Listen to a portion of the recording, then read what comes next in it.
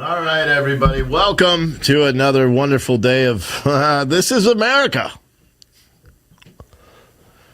What is it? State Department's Secretary Blinken. I don't even know who he is. Secretary of State Anthony Blinken is going to be holding a joint press conference with Foreign Minister Sheikh Ahmed Nasser Al Mohammed Al Sabah to deliver statements to the press at the Department of State. So hopefully while they're doing a press conference that has nothing to do with what's currently going on in the world, maybe there will be some questions regarding Ukraine and everything that is actually happening in the world. So we're going to bring you that live. That's supposed to start momentarily. When that's done at 11 o'clock, we're going to watch the COVID response team lie to Americans. So we'll bring that live for you.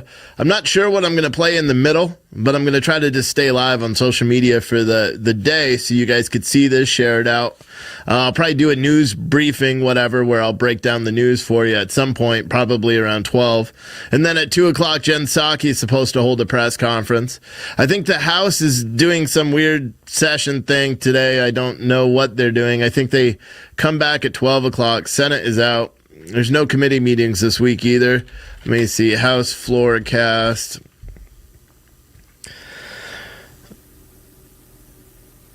No, the House is already adjourned for until the 28th. So what is that? Friday? Where they'll adjourn again. Stupid. New legislative day, but they don't actually do anything there. $196 or $192,000 a year. Oh boy. 10 a.m. The Senate is supposed to convene for a pro forma session tomorrow, not today. Nothing going on today. What is this? Yeah. So the Senate's out too. We'll have to wait. I checked with the Defense Department to see if they were going to be doing a press gaggle today. They didn't. There's no press gaggle with the Defense Department. Yesterday, they did an off-camera one, which is interesting. But we're waiting for that. And we'll see. We'll bring you any other news as it happens live throughout the course of the day, and we'll kind of test this out. I will not be doing a show tonight. I'll probably record one and then have that air later because tomorrow I'm driving to Texas. Here's a question for you. Everyone that's in the chat, everyone on Citizen Stringer. Here's a question for you. Do you think that I should live stream as I'm driving to Texas? Is there a reason to do that? It's a little bit of a pain in the ass for me to do it. But if there's enough reason, if people want to see the country, because the way I'm going is I'm going down through Virginia, I'm cutting through Tennessee, that way, coming down through Oklahoma and coming down, that way. You know what I mean? That way. Like you guys know what I'm saying. But I don't know whether I should stream it or just drive and just pay attention to it. In all reality, if we were to generate some revenue, then it would be worth it. But we probably won't, so I probably won't live stream it. But I don't know. Most of you guys are saying, nah, don't bother doing it. So I think I probably won't. On Citizen Stringer, people are saying you didn't get notified. Well, you're here right now. I didn't send out a push notification, but it's live because it's full screen. You see, everyone on Citizen Stringer, you know what I'm saying? Just drive and be safe. Someone else says, yeah, that's true. I think I'll probably do that. But yeah, we're just waiting for the Secretary of State, Anthony Blinken, to get up here and see whatever he's going to say, if he's even going to talk about anything realistic.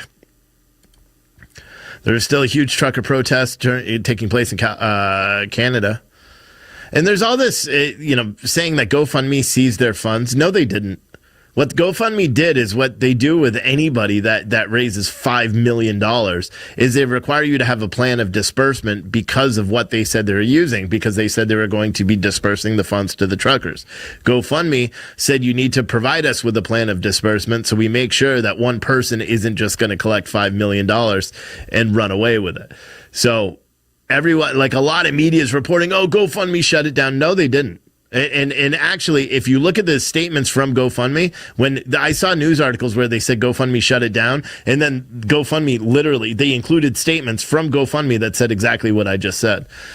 I think it's extremely responsible of GoFundMe. As much as I don't like them, I think it's responsible of GoFundMe to want to verify that the funds are actually going to the truckers that are out there. Because, well, the funds should go to the truckers that are out there. So I don't know why so many people are up in arms about it. I guess because the way media reported it is that GoFundMe shut it all down, which isn't true. So, what else? Boo. Truck was hanging over an overpass this morning. I'm getting back. Whoa, look at that. That is hanging over an overpass. Yeah, it is. Look at that bad boy right there. That's a FedEx truck. Where was this? January 26th. This is this morning. Police are on the scene of a toll road crash at mile marker 83 in Misquawakawa. I don't even know how you say that. Misquawakawa. And the trailer is seen hanging off the overpass to the train tracks below. So it's on the train tracks. So luckily it won't fall anymore. That's going to be a pain in the ass. How are they going to pick that up? That's what I'm curious about. This is in Indiana. But I wonder how do they do that? They're going to need to get a crane, right? If this truck is full, get a crane and maybe pick this bad boy up like that and then have a tow truck pulling this guy over like that. You know, I don't know how they would do that because of where the overpass is. You would need to have a crane, right? A regular rotator or something wouldn't be able to do that. Who knows? Who knows? Blinken is still not speaking yet. Hold on, let me close some of these overlays. What other news stories do we have out here so far? I've been looking a lot at the trucking stuff. I did put out an article this morning, Psaki Logistics, and this is on the Capacity Today website. Psaki Logistics is closing one of their terminals in Flint, Michigan, eliminating 146 jobs. 141 of those jobs are driver jobs. This isn't the first time. In 2020, Penske closed another location because they lost a contract with an auto manufacturer. And then again in 2017 and 2016, I believe one of their affiliates also lost contracts with General Motors and Ford. So they closed down those. So in the past, just out of those two locations, Penske and their affiliate companies have cut 500 plus union workers in the past 5 years. So pretty crazy right now. Pretty crazy considering that we have such a truck driver shortage. But these are union guys too, so you would think there would be some sort of collective bargaining agreement. I don't know how the union stuff works. But it used to be, and the thing is, they lost the contract to a non-union company, which is weird because the UAW has the contracts for all the actual work inside those. And usually if you have a union, if you're delivering to a union place or picking up from a union place, they want you to be union. So I guess they're trying to save money, all these big auto manufacturers. So they're just cutting jobs. And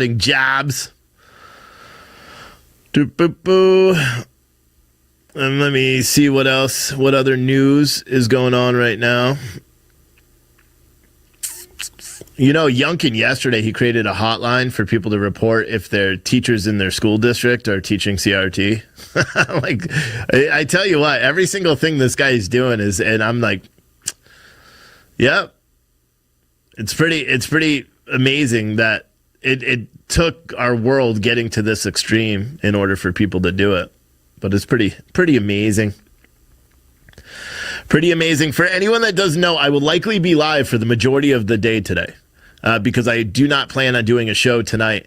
So if if you want to send super chats or Twitch bits or Facebook stars, good time to send them if you're watching on Facebook on the page that says @Steve Oatley, because Facebook is matching those stars 100%, which is really good. Really good. What is this one? New York Post. Oh, yeah, there was a shooting in a hospital yesterday. The man who allegedly shot a fellow patient at the Jacobi Medical Center emergency room was arrested hours later. When medical center... he was arrested hours later when the check-in information at the hospital helped actually connect him to the crime. His name is Kiber Martinez, 25 years old. He was busted just before midnight Tuesday, nearly 12 hours after the incident that threw the ER into lockdown, and charged with attempted murder, reckless endangerment, and criminal possession of a weapon. He was initially apprehended in the confines of the 32nd Precinct covering northeastern Harlem, where his sister called 911 to report that he was in possession of a gun. When police arrived, the gun had already been secured and was not in his possession. Further details on that incident were not immediately known. And there are some crazy screenshots. I'll show those to you. Just of the footage showing the shooter here. I guess that's the person he was having an argument with. Crazy, crazy stories there. What is it? It says, police then determined he had signed in at Jacoby hours earlier and connected him to the shooting. The reason for his check-in, though, was unclear because it wasn't for, quote, bodily injury, police say. Martinez fired 4 times at a 35-year-old man in the hospital's waiting room around 12:30 p.m., striking him in the forearm. Wild surveillance footage obtained by the New York Post shows the black-clad gunman pulling out his weapon and as he runs from the ER's front desk to the waiting area and aims at his target. The victim, who was there to be treated for a previous injury, could be seen running around the waiting room looking for cover as the triggerman shoots him. The suspect then runs off. The victim is expected to recover. He also survived a shooting last year, according to sources. Motive for the gunplay remained unclear Wednesday morning. Both Martinez and his victim are known to the department. Martinez has 6 prior arrests, the most recent in May of 2020 for possession of a knife and narcotics. His busts, dating back all the way to 2015, have been for assault, grand larceny, weapon possession, and drug-related offenses. His victim remained at Jacoby, recovering Wednesday morning. Derek Jackson of Teamsters Local 237, who represents hospital police in New York City, said Tuesday that the hospital has been rife with violence in recent months, saying today was a 4th gun incident. Wow. In 14 months. It was scary and frightening, he said. That's pretty crazy. 4 gun incidences in a hospital in recent months. Crazy stuff. Still waiting on this press conference to begin. Like most things with the government, they are slow, and they will lie, but they're slow. And we'll see this. What's this article? Yahoo News. A controversial unit of Customs and Border Protection that trawled through the travel and financial records of journalists and lawmakers is still monitoring Americans, according to documents obtained by Yahoo News. The Counter Network Division, part of CBP's, the Customs and Border Patrol's National Targeting Center, monitored U.S. citizens in the run-up to the anniversary of the January 6th riot at the Capitol and the days and weeks after, according to bulletins produced by the Department of Homeland Security Office for Intelligence and Analysis this month. The division continues to monitor social media and open source for threats related to the 6th of January, states the DHS report. It also notes that the division will continue to communicate daily with CBP regarding any threat and incident reported of any relevance to the upcoming anniversary of the 6th of January 2021, the U.S. Capitol riot. Another bulletin shows the division was tracking right-wing groups that were planning events. Those events appear to be nonviolent in nature, according to a January 8th DHS situation report, which says the CBP division was also tracking a planned Proud Boys event scheduled for January 20th, 2022. This type of event is unknown at this time, and there are no current overt or implied threats to the general public, the document states. Despite determining that the events pose no threat to CBP employees or civilians, the unit continued to monitor these groups and report back on their activities, according to later bulletins reviewed by Yahoo News. The January 6th anniversary at the Capitol took place without any major incidents. This domestic surveillance is spying on Americans, said a former high-ranking DHS official who worked for the National Targeting Center.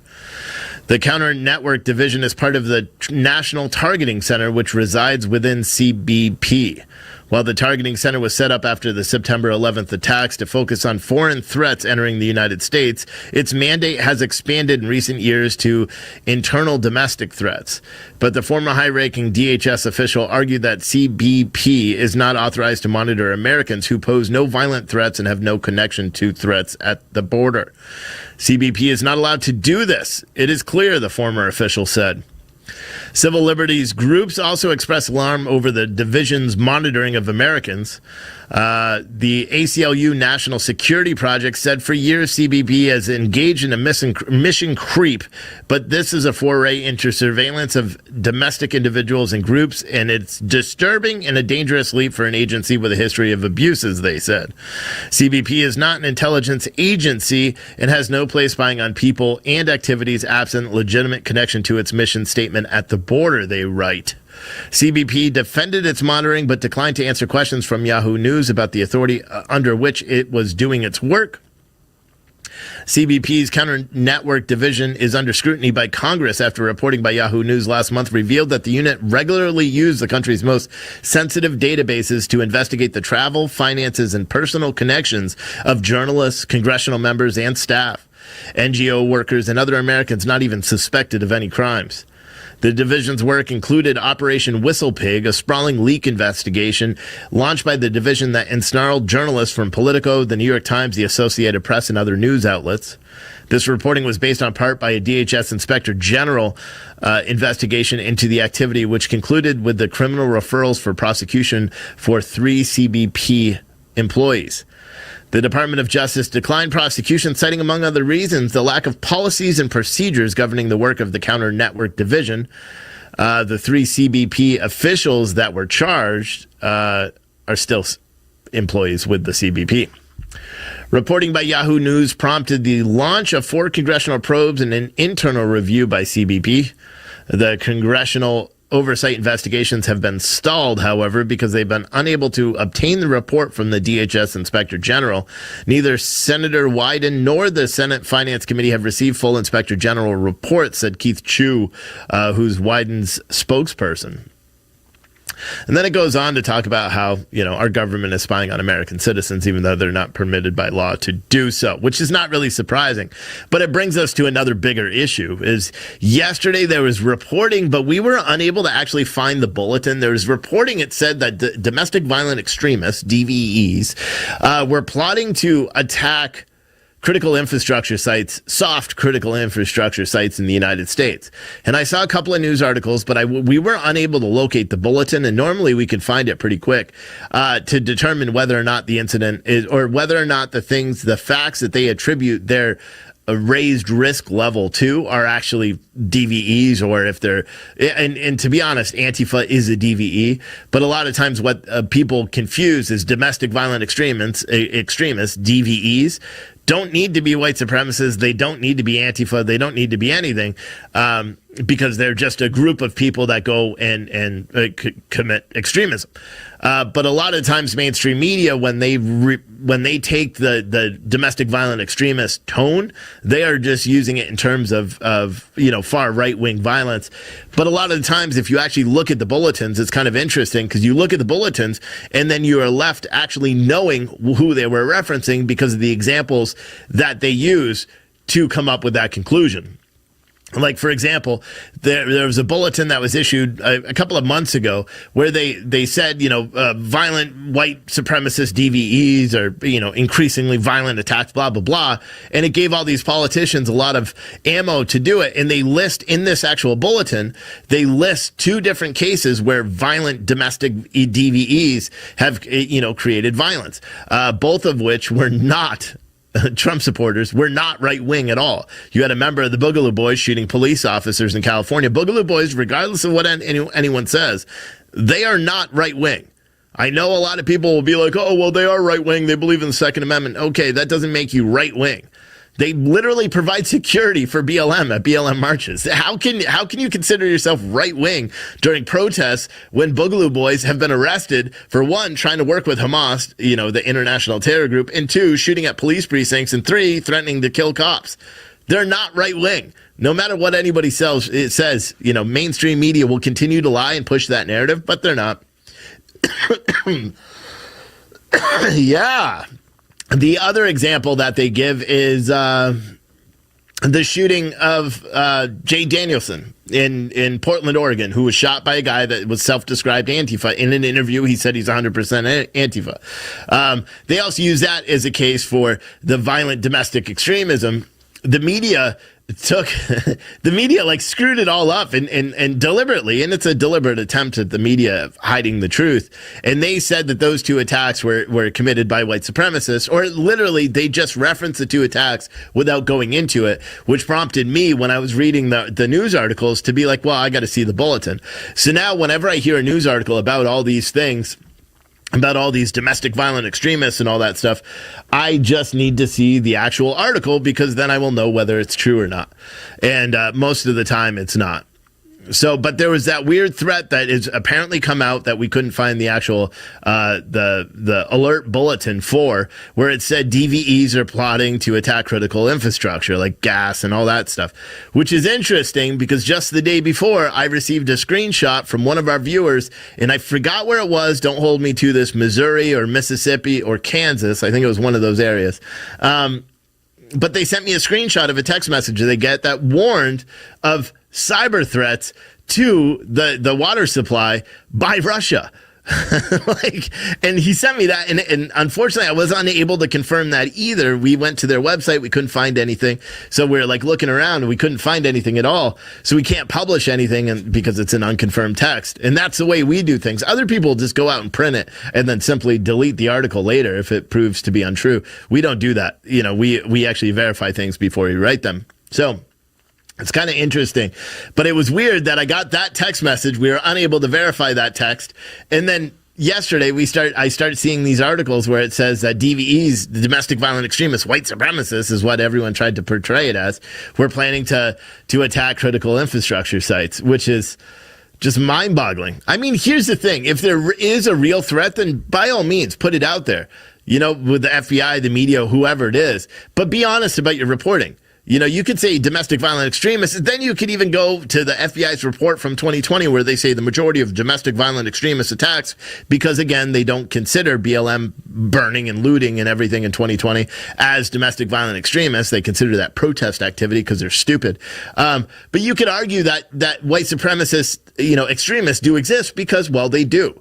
Nobody is trying to minimize the fact that they do, but that's not the biggest threat that America faces. To be honest, the biggest threat that America faces right now, he's sitting about 3 hours from me right now in the White House. That's the biggest threat that America faces in America. It's the biggest threat that we all face, if you ask me. And I know nobody did, but I don't care. That's the truth. The truth. Man, we got a lot of people watching for a Wednesday morning, right? 10:30. I'm very surprised. I guess it's just because I'm enlightening so many people with my incredible conversation. We're still waiting for Secretary Blinken. I know right now everyone's just like, all right, screw this. I'm not watching this guy anymore. But now we're still waiting for Secretary Blinken to come out and speak. Joe Biden is super happy. He posted a picture on his social media yesterday when he got his ice cream. See that?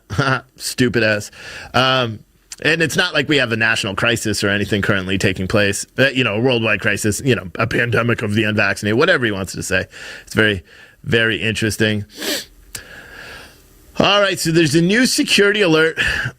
And see, this is what's weird, because I didn't see this now. So there's apparently a new security alert moments ago from the U.S. Embassy in Ukraine, effectively urging all Americans to leave while there's still time. According to this new message, and here, I'll show it just so everyone can see it. So maybe that's why Secretary Blinken is late. So according to a message, the security situation in Ukraine continues to be unpredictable due to the increased threat of Russian military action and can deteriorate with little notice. The U.S. Embassy urges U.S. citizens in Ukraine to consider departing now, and before it was 7 days, so this is different.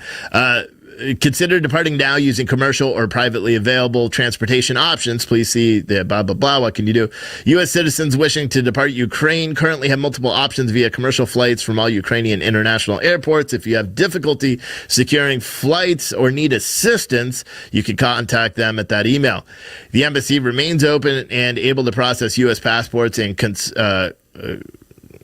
consular reports of birth abroad, so people can get and can also provide repatriation loans for U.S. citizens who cannot afford at this time to purchase a commercial ticket to the United States. Now that's interesting, because remember, In Afghanistan, they were doing these repatriation loans as well, where if you didn't have any money, you had to sign a piece of paper saying that you were going to pay the government back for their flights and all that stuff to get out of Afghanistan. Now, they stopped all that as soon as the media caught hold of it, because it turns out they were essentially telling you that in order to leave, you had to sign this promissory note agreeing to pay the government back for the expenses of them giving up the country. So it's really weird. And then it gives other things. So that's kind of interesting there. If you didn't already know, whoops. If you didn't know, that's pretty interesting. But we're waiting right now to see what is happening with the press secretary. Or who is it? Secretary of State Blinken. There is also, April just published an article, there's a shelter in place and that is still in effect for parts of Milwaukee as law enforcement searches for an armed and dangerous suspect who shot a Milwaukee County Sheriff's deputy multiple times early this morning. During a traffic stop in the area of West Alder and 68th Streets, the passenger fled on foot and the MCSO deputy he initiated the stop pursued. During the foot pursuit near 64th and Alder, the deputy suffered multiple gunshot wounds. That was as about 3:30 this morning, the deputy was conscious, breathing, and receiving treatment, according to the MCSO. The Milwaukee County Medical Examiner confirms it was called to the 60th and Main, blocks away from the initial traffic stop. During the traffic stop, a passenger in the car fled on foot, the sheriff's office said. One suspect was taken into custody, and the shooter remains on the run. He's considered armed and dangerous, and residents in the area should shelter in place. Officials sent out the initial emergency at 3:51 this morning, warning people in the area to shelter in place. The alert describes the suspect as a black male with a skinny build wearing a black T-shirt and no coat. According to the latest update from the MCSO, additional information is forthcoming regarding a deputy sheriff wounded in the line of duty in the ongoing investigation into this incident. I believe that means that he is now the 7th police officer in less than a week to suffer gunshot wounds. 7 police officers. It's insane. Insane. It's not surprising, but it's insane. Secretary Blinken is still not live. There's a this article is on our website as well. For anyone that doesn't know, Citizen Stringer is our publication. We publish this. So if you want real news and you're just tuning in for the first time and you're like, who is this incredibly good-looking guy bringing me the news? I own Citizen Stringer, and we got a bunch of April is our managing editor. There's Lauren and a bunch of other Amber and a bunch of other writers, Derek, that write for us there. And I got to update this because I switched the way the website looks this morning, and I never took off the theme. Never saw that. But anyway, this article is brought to you by Lauren. She wrote this. There are top 10 lists for everything: restaurants, books, music, and movies. The U.S. Customs Border Protection just released their top 10 agricultural seizures of 2021, and the lists go from fairly ordinary to, well, pretty outrageous. The top 10 lists were a popular feature on Late Night with David Letterman, and CBP gives him a run for the money with theirs. We weren't sure why they ordered their lists the way they did, but in an interest of going from ordinary to extraordinary, or at least curious, we have taken the liberty of reorganizing them a bit. We easily concurred with CBB's number 10 ranked entry, since admittedly it wasn't too exciting, but it picks up from there. In number 10, in December, officials in Newark, New Jersey encountered a shipment of fresh peppers from Guatemala. The document that must accompany imported plants is called a phytosanitary certificate, and agents determined that the blurry version presented was fraudulent. We actually think we should have gone with the attempted smuggling of spider monkeys we reported on a few days ago, but yeah, it is what it is. Number 9. The port of Gulfport, Mississippi, officials discovered a butterfly larvae pest, informally known as Saunders 1850, while inspecting a shipment container of pineapples from Costa Rica. Due to the potential impact of the U.S. agriculture, the shipment of pineapples worth $15,000 was destroyed. According to the U.S. Department of Agriculture, this was the first time the species has been discovered in the United States. Number 8, officials working at George Bush Intercontinental Airport in Houston intercepted 15 live giant land snails from a passenger's luggage in early July. The passenger was traveling from Nigeria and initially only declared dried beef, but later amended her declaration to include the live snails inside the passenger's luggage, where 3 plastic Ziploc bags containing the live snails with fresh leaves and about a quarter pound of beef. Oh, God. The snails were turned over to the USDA, who identified them as giant land snails, also known as banana rasp snails. And I think... That's so gross. Anyway, this sounded rather boring at first until we did a little research and found out that the state of Florida has been fighting to keep these things in check for years. In October, the state's Department of Agriculture and Consumer Services announced that it had eradicated the pest from Broward and Miami-Dade counties. The giant African land snail is highly invasive and feeds on over 500 varieties of plants.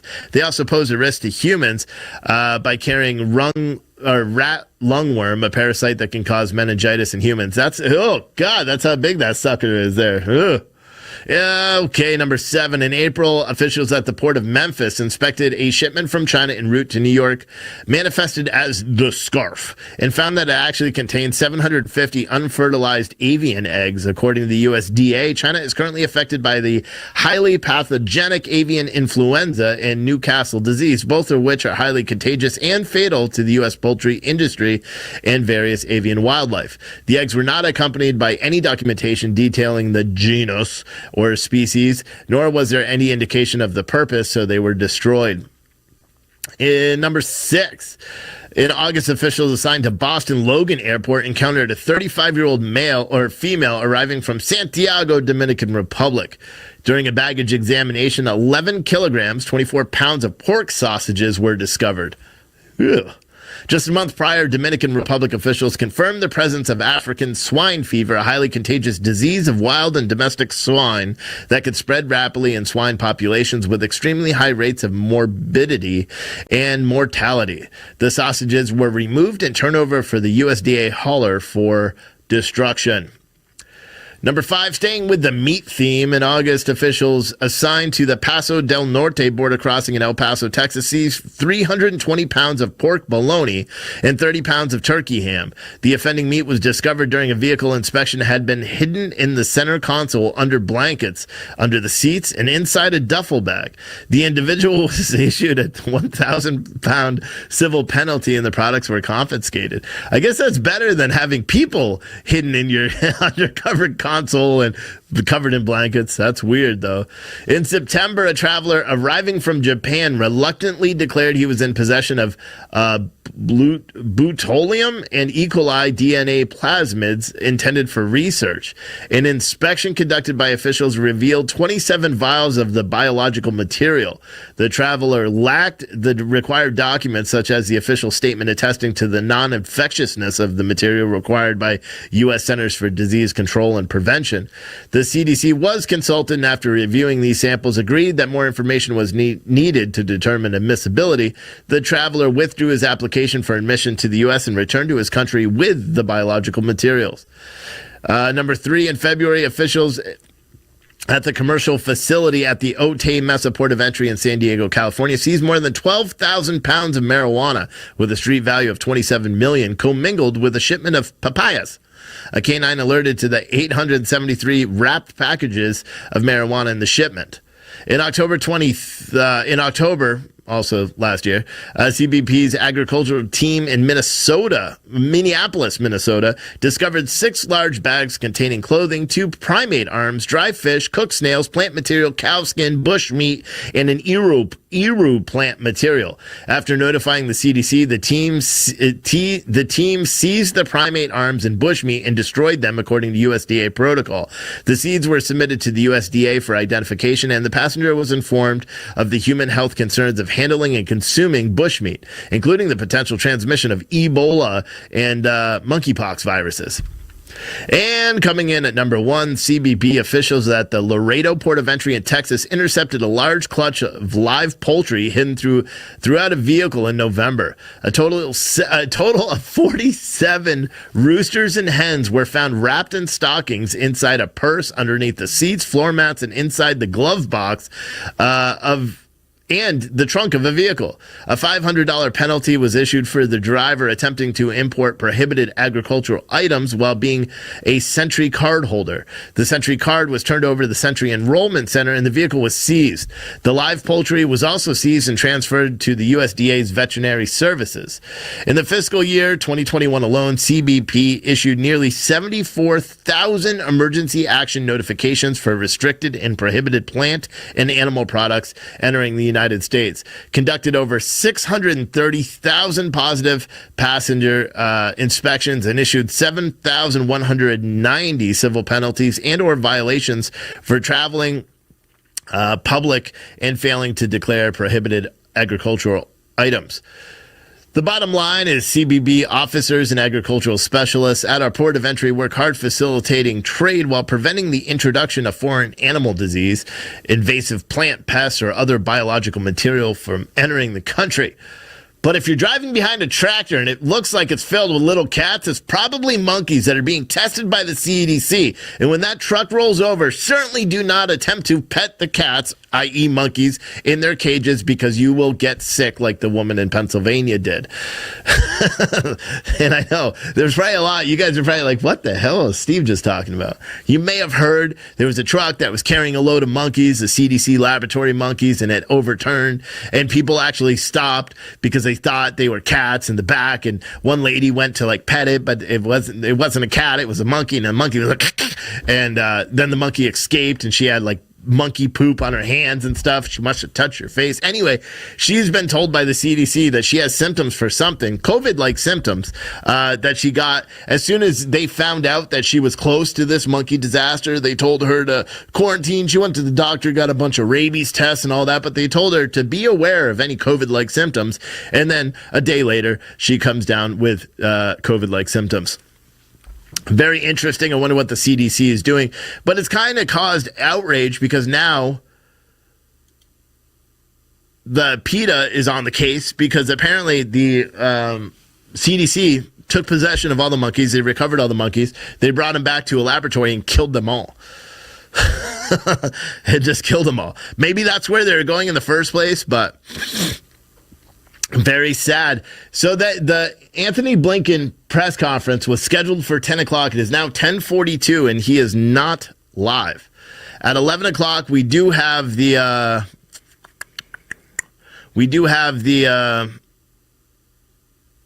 COVID live, the COVID response team lie to America press conference that they do every 2 days or something like that.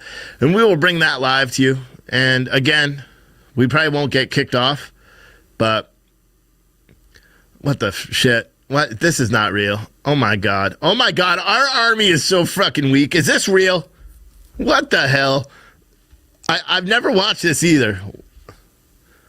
Army recruiter giving out bonuses, paid vacations, and a free college, no money. Hey, invite me right now, Sergeant Thomas. I want to be in the army. Invite me right now, Thomas. Hey, changing lives, I'm telling you right now, man. Hey, you an island boy, you get with Sergeant Thomas right now. He's helping people right now. He's doing the good, positive things, man. I'm telling you. Because he's a real honorary island boy. We love him. We support him all the way. Oh my God. The U.S. military has paid for those two idiots to represent the military. What the fuck? Oh my God. We better hope we don't go to war. We better hope we don't go to war with Russia. Oh my God.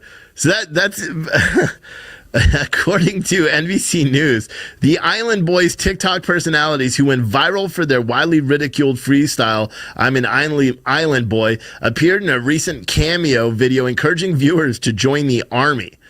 The Army banned TikTok on government phones in 2019, citing security concerns, and recruiters aren't supposed to use the app for recruitment purposes on their personal devices either. That hasn't stopped recruiters from promoting enlistment on TikTok. The Island Boys video is the latest instance of an Army recruiters using online platforms to reach younger people in a national labor shortage.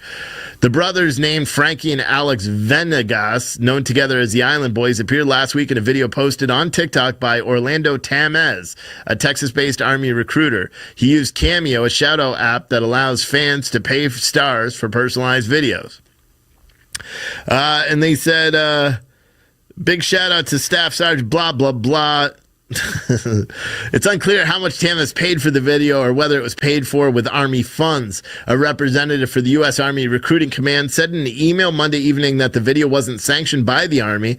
Kelly Bland, the Army's Recruitment Command's Director for Public Affairs, told NBC News Tuesday that the Island Boys were not vetted for any recruitment outreach. The Island Boys cameo was not reviewed, authorized, or paid for by U.S. Army Recruiting Command as an official marketing tool, she said. We are investigating the situation and requiring the individual recruiter to remove the TikTok account as it's not authorized for official use at this time. Bland added that the U.S. Army Recruiting Command does have a robust influencer outreach program, but it's geared towards educators, fitness instructors, civic leaders, and other community partners instead of the general social media influencers. The U.S. Army Recruiting Command invites them to activities like tandem skydiving with the U.S. Army Parachute Demonstration Team, experiences with the Army Marksmanship Unit, educational tours, various bases and meetings, blah, blah, blah. Funny cameo shout-outs is not part of their outreach program. Now, this Texas Army recruiter did not immediately respond to a request for a comment by NBC News. The brothers' management team also did not immediately respond. The video has already made its rounds in the subreddit Army. A user commented, "Unbelievable. I didn't think things were this rough." The Island Boys are a strange choice for an influencer marketing, given their reputation online. The brothers first gained notoriety in a TikTok video posted in October in which they freestyled a song that repeats the sentence, "I'm an island boy." Now, you may know I actually did an interview with one of them. I don't know which one, Stupid 1 or Stupid 2, which is on my Facebook page. It's got 500,000 views, but they won't monetize it because they say I was mean, because I compared his singing to that of a cat that is dying. The original video that they did quickly went viral. Some TikTok users mocked it by posting their own intimidation of the brothers' hairstyles, because they are morons, and contrived Caribbean accents. The two are Cuban descent, and they've been criticized for culturally appropriating Afro-Caribbean aesthetics and using racial slurs in their other songs. Frankie, who uses the name Kodiak Red, and Alex, who uses the name Fly Soldier. I don't give a shit about the rest of the story. Our military, I don't really care about the rest of that story because, well, frankly, I don't like them. I think they're awful human beings. So we are still waiting for Secretary Blinken to start speaking. And it looks like I've pretty much done a whole show already, right? Let's see that. That's my stretch. I got to move my car because I'm going to get a fucking ticket because she probably doesn't know it's my car. But I put my car in the front because I need to take all the shirts and put them in the RV because I'm leaving for Texas tomorrow morning. So I needed to pack up all the shirts, which is why I parked my car in the front, blah, blah, blah. I'm going to get a ticket, aren't I? Fuck. Let me go see. I probably already have a ticket.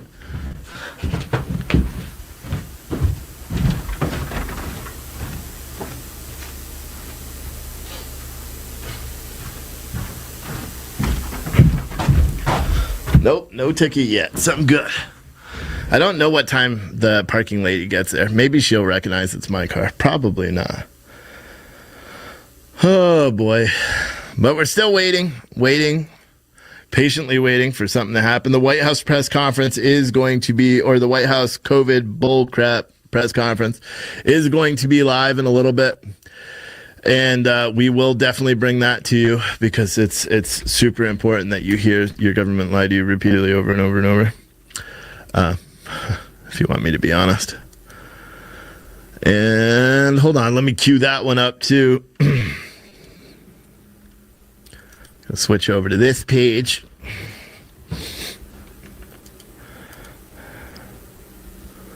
I don't know why the Department of Homeland Security hasn't, or whoever the hell this are. Who is it? I don't even care. White House, COVID-19. So we're going to see Dr. Fauci, the moronic Fauci. Oh, boy. And I know a lot of you guys are probably going to leave, and that's fine. Bam. Let's get that queued up. So that one's ready to go, so we can learn absolutely nothing, because that's, it's good for you.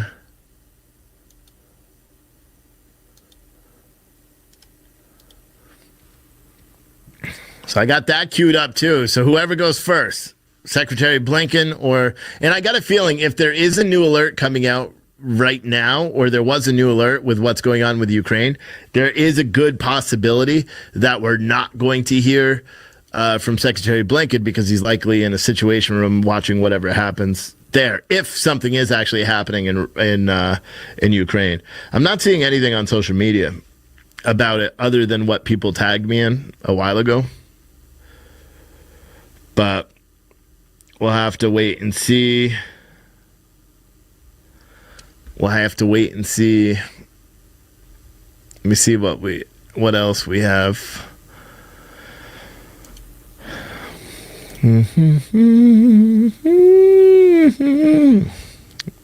Checking the trucking news, seeing if we have any good stories. Albany International Airport is hiring TSA officers with a $1,000 bonus.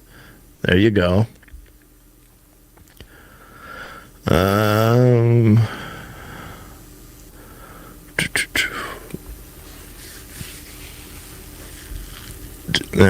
There's nothing really. What is this? ACLU and others celebrate federal ruling on Iowa mask mandate in schools. The U.S. Court of Appeals in the 8th Circuit on Tuesday ruled that Rehab Act requires schools to impose universal masking rules where necessary to ensure students with disabilities have access to public school education.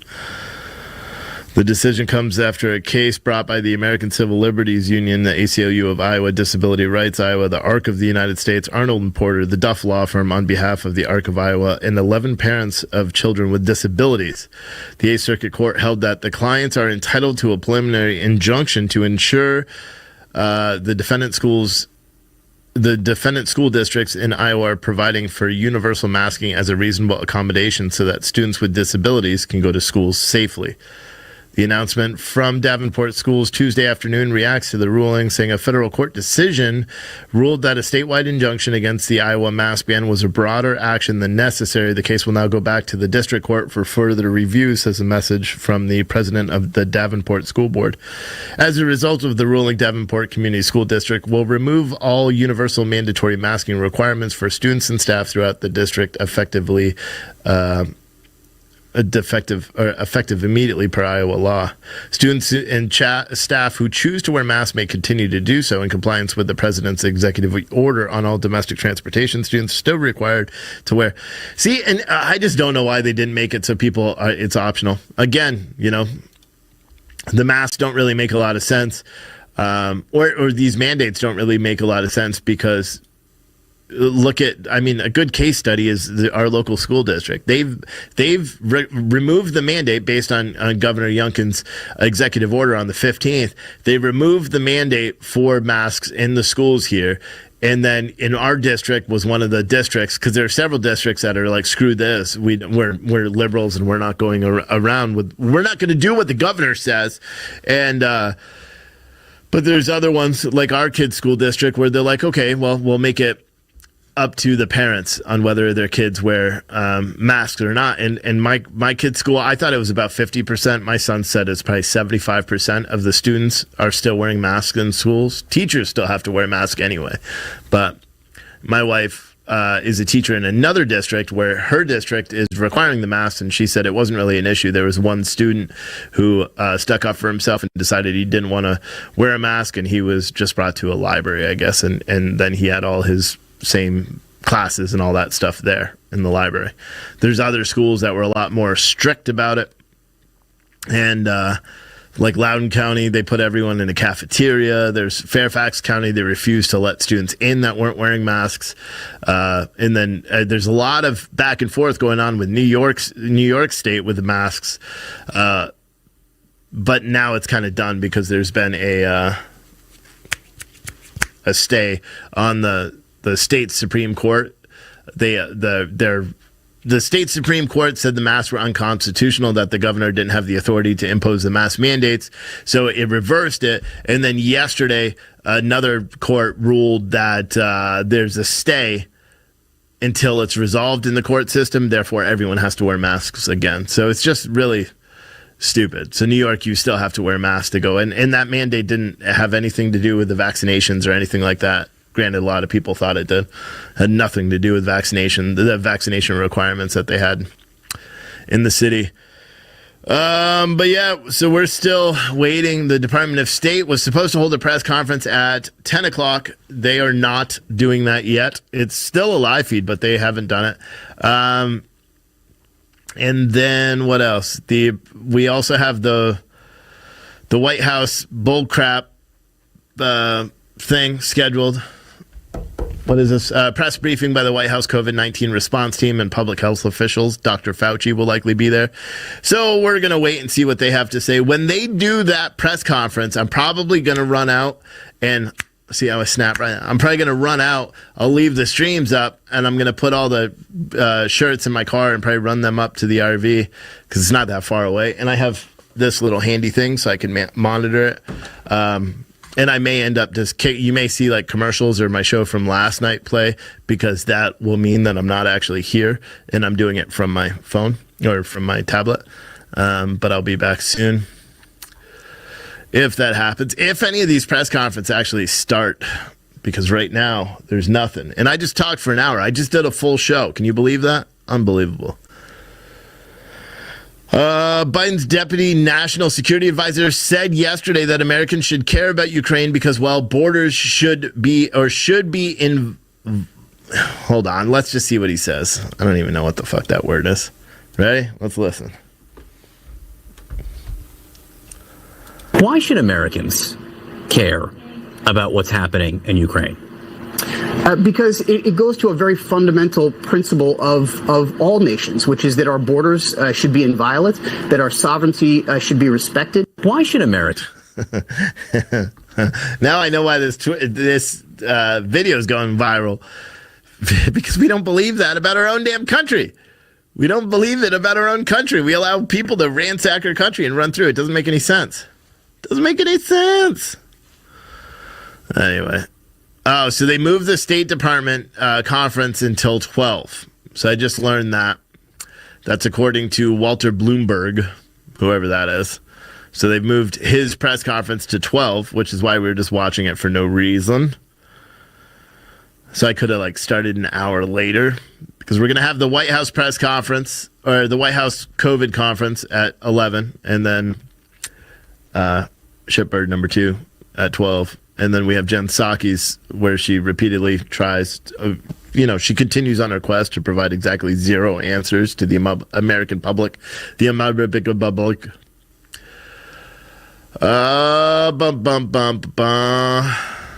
Seeing what else is up. We don't really have anything. So I'll tell you what. Enjoy this press briefing when it does come up, and I'll see you there. I'm going to change the title in a second. So the title, actually, I'll do it right now because I know if I put it up first, you guys are going to be like, the title's wrong. Oh my gosh, the title's wrong. He didn't fix the title before he left. Because that's what usually happens. And yes, everyone on Citizen Stringer, I will say this again. This is live. It's live right now. Amazing. I'll just keep saying it. Let me do this. Boo, boo, boo. Let me do that. Boo, boo, boo, boo, boo, boo. There. Now you can read that, right? Good. Good. All right. We'll see you in a little bit. Bye.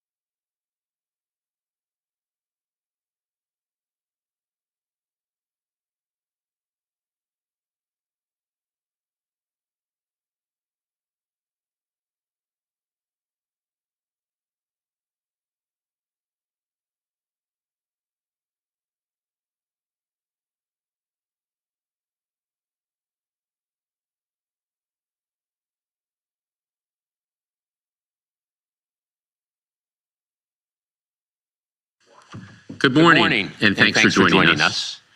Today, Dr. Walensky will provide an update on Omicron and the state of the pandemic. And Dr. Fauci will discuss the latest research on development of pan-coronavirus vaccines. First, I'll provide a brief operational update. We have more tools widely available for the American people than ever before. Vaccines and booster shots. Convenient testing options. Free high-quality masks. And effective treatments. We remain laser-focused on deploying these tools to help protect people and to keep schools and businesses open. Vaccines remain our single most powerful tool. And just this week, we hit important milestones. 70% of eligible seniors, those most at risk and most vulnerable, have now gotten their booster shot. And half of all eligible adults are now boosted. This is significant progress. As the doctors and data have made crystal clear, vaccinations and boosters provide the best protection. And so we keep driving more progress with millions of shots going into arms each week. In addition to driving vaccination progress over the decades, forged in war, strengthened in peace.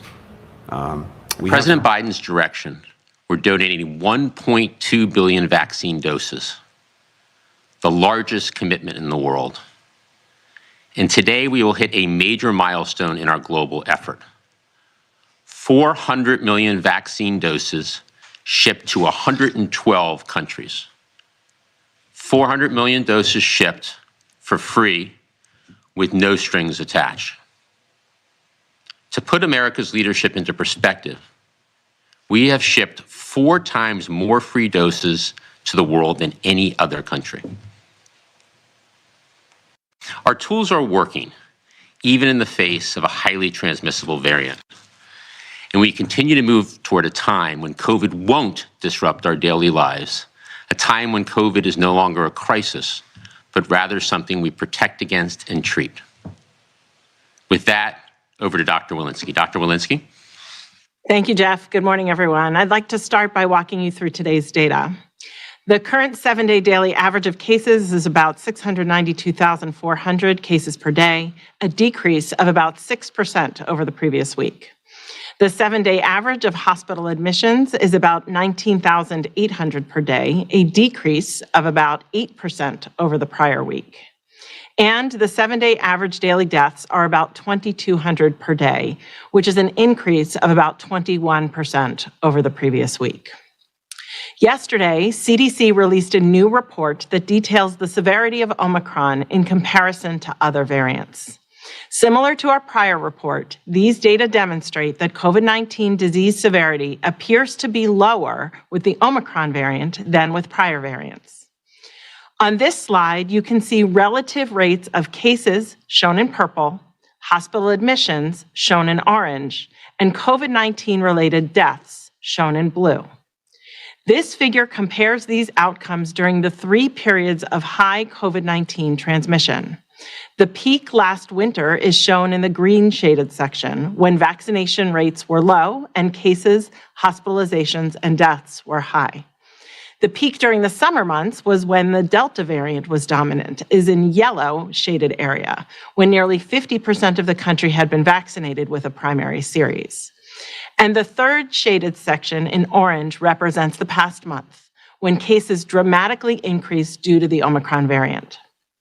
Right now, nearly 64% of the country has received a primary series, and about 50% of eligible people over 18 are boosted. When you look at the Delta period and last winter, as cases increased, hospitalizations and deaths increased in a similar pattern. Strikingly, when we compare the past month, when Omicron was the predominant variant, we see a clear separation between cases, hospital admissions, and deaths. And while cases have dramatically increased and are 5 times higher than they were during the Delta wave, hospitalizations have not increased at the same rate. and deaths remain low in comparison to the case counts. When looking across these 3 periods, though, of high transmission in the pandemic, you can see that while the number of hospitalizations is higher now than we have ever previously seen, the ratio of hospitalizations to cases remains lower than prior peaks. When we look at other disease severity indicators measured among people who are hospitalized with COVID-19, such as hospital length of stay, ICU admissions, and deaths, these indicators are lower with Omicron than during previous periods of high transmission. And this is likely attributable to 2 key factors. First, many people in our country have some level of immunity from vaccination and boosters or from previous infection. And second, it's likely that Omicron is less severe than prior variants. Although it's encouraging that Omicron appears to be causing less severe disease, it's important to remember that we are still facing a high overall burden of disease. Hospitalizations have rapidly increased in a short amount of time, putting a strain on many local health systems.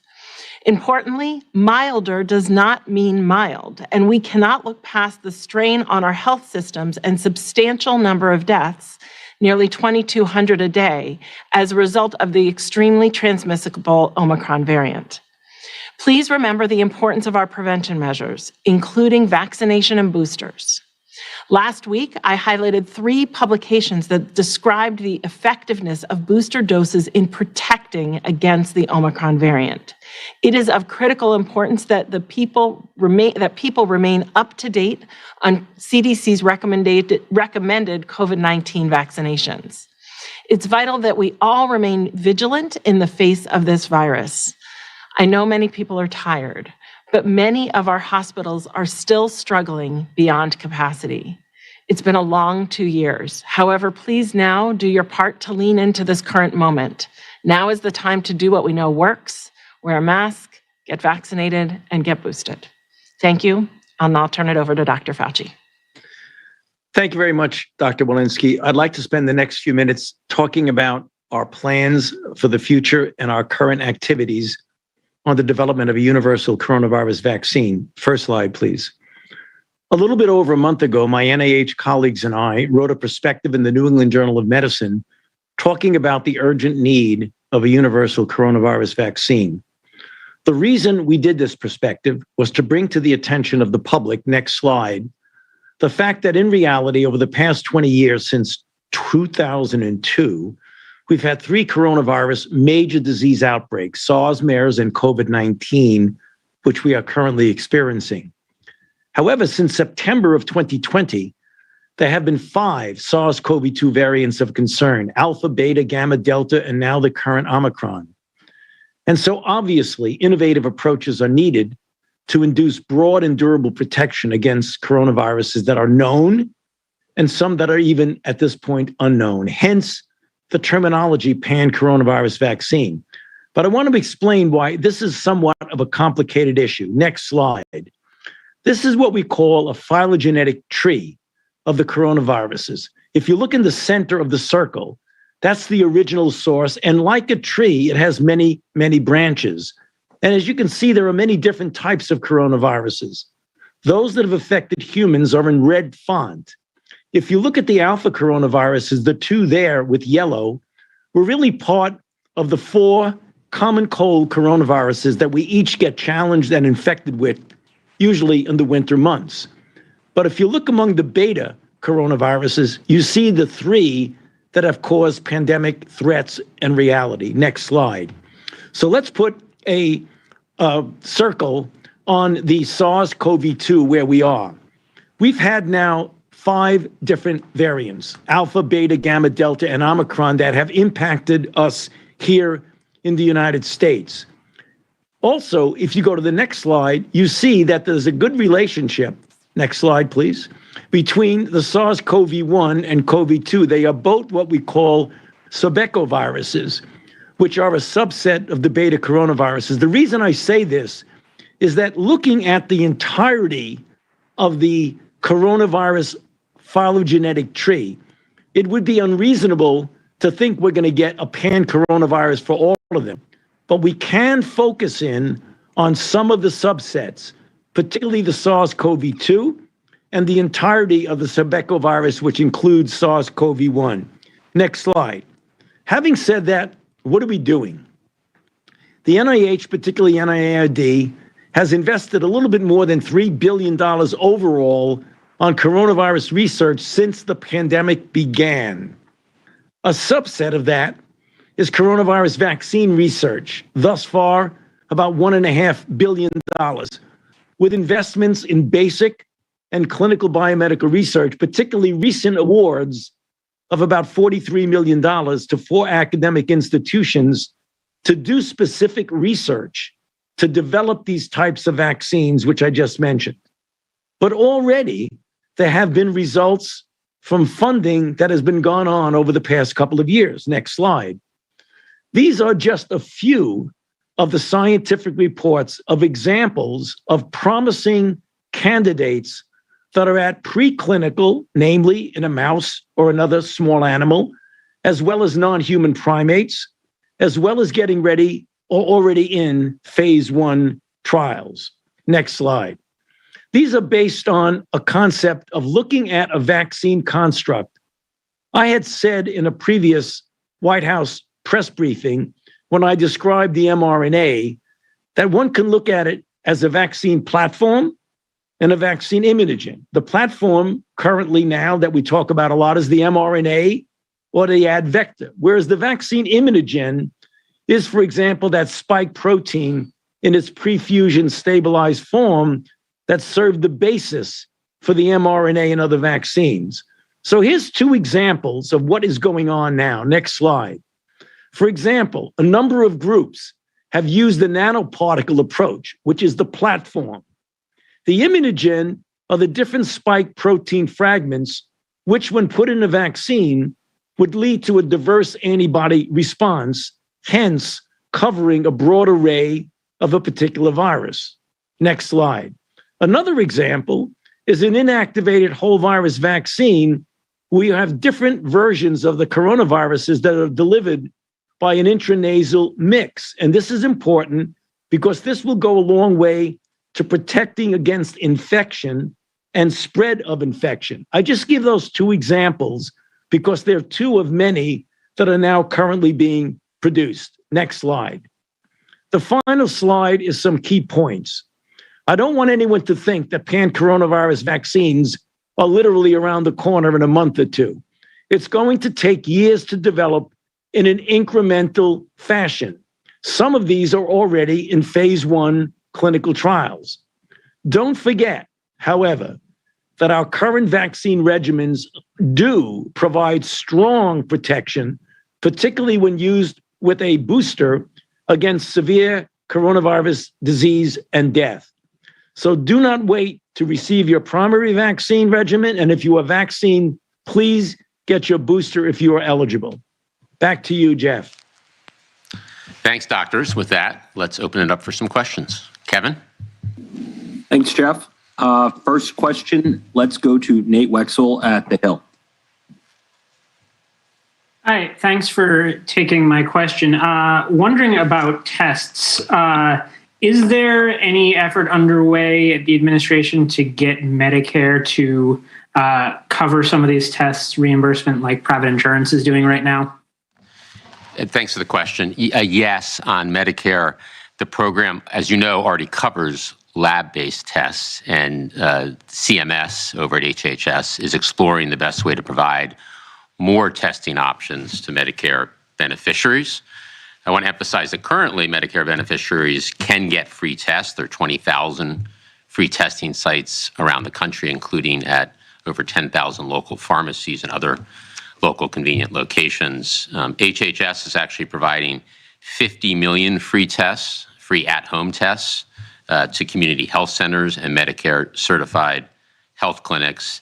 And as you know, the website is up and running for free tests for all Americans. So yes, the answer to your question is the program already does cover lab tests, and I mentioned the other convenient places for Medicare beneficiaries to get tested, and CMS is exploring the best way to provide more testing options to Medicare beneficiaries. Next question. Let's go to Victoria Knight at Kaiser Helton. Hey, thanks, Kevin. Thanks for taking my question. So a couple of questions about the specifics of the N95 mask distribution program. So when are these masks going to arrive in the community health centers? How many of the 400 million from the Strategic National Stockpile are going to community health centers? And then why are these masks not being shipped directly in the mail with the rapid test kits that are being sent in the mail via the U.S. Postal Service? Good. Thank you. So last Wednesday, a week ago, we launched the program to make 400 million N95 masks available. This is the largest deployment of PPE, personal protective equipment, in U.S. history. We just determined that the fastest way to get masks out was through the channels that we use for vaccines, including community health centers and local pharmacies. We've already shipped masks out, and we're beginning to see people pick up these high-quality masks at locations across the country. They came online at several locations across the country through retailers like Hy-Vee, Walmart, and Meijer last Friday, so just 48 hours after we announced the program.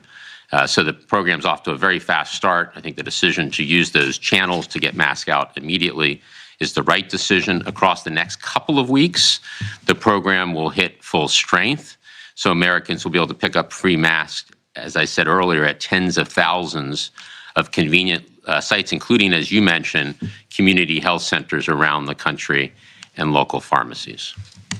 Next question. Let's go to Tamara Keith at NPR. Thank you for taking the question. At the top of the briefing, you talked about moving to a place where COVID won't disrupt our lives and it won't be a crisis. And I wanted to get you to tease out that messaging a little bit more. What does that look like? How do we get there? And relatedly, what's the status of delivery of the antiviral pills from Pfizer? How soon are you expecting to have those tens of millions of pills? Okay, why don't I have Dr. Fauci start on the first, and then I will talk about the delivery of the Pfizer pills. Dr. Fauci? Yeah, thank you very much for that question. Yes, well, people ask that all the time. What is an acceptable situation with regard to SARS-CoV-2 and COVID-19, and in this case, Omicron, that we are willing to live with in the sense of not having it disrupt our lives? Well, first of all, the important point to make is that we are not there right now. As Dr. Walensky said, when you have over 2,000 deaths, 150,000 hospitalizations, and you have people who are now getting infected to the tune of somewhere around 700,000 a day, we're not there yet.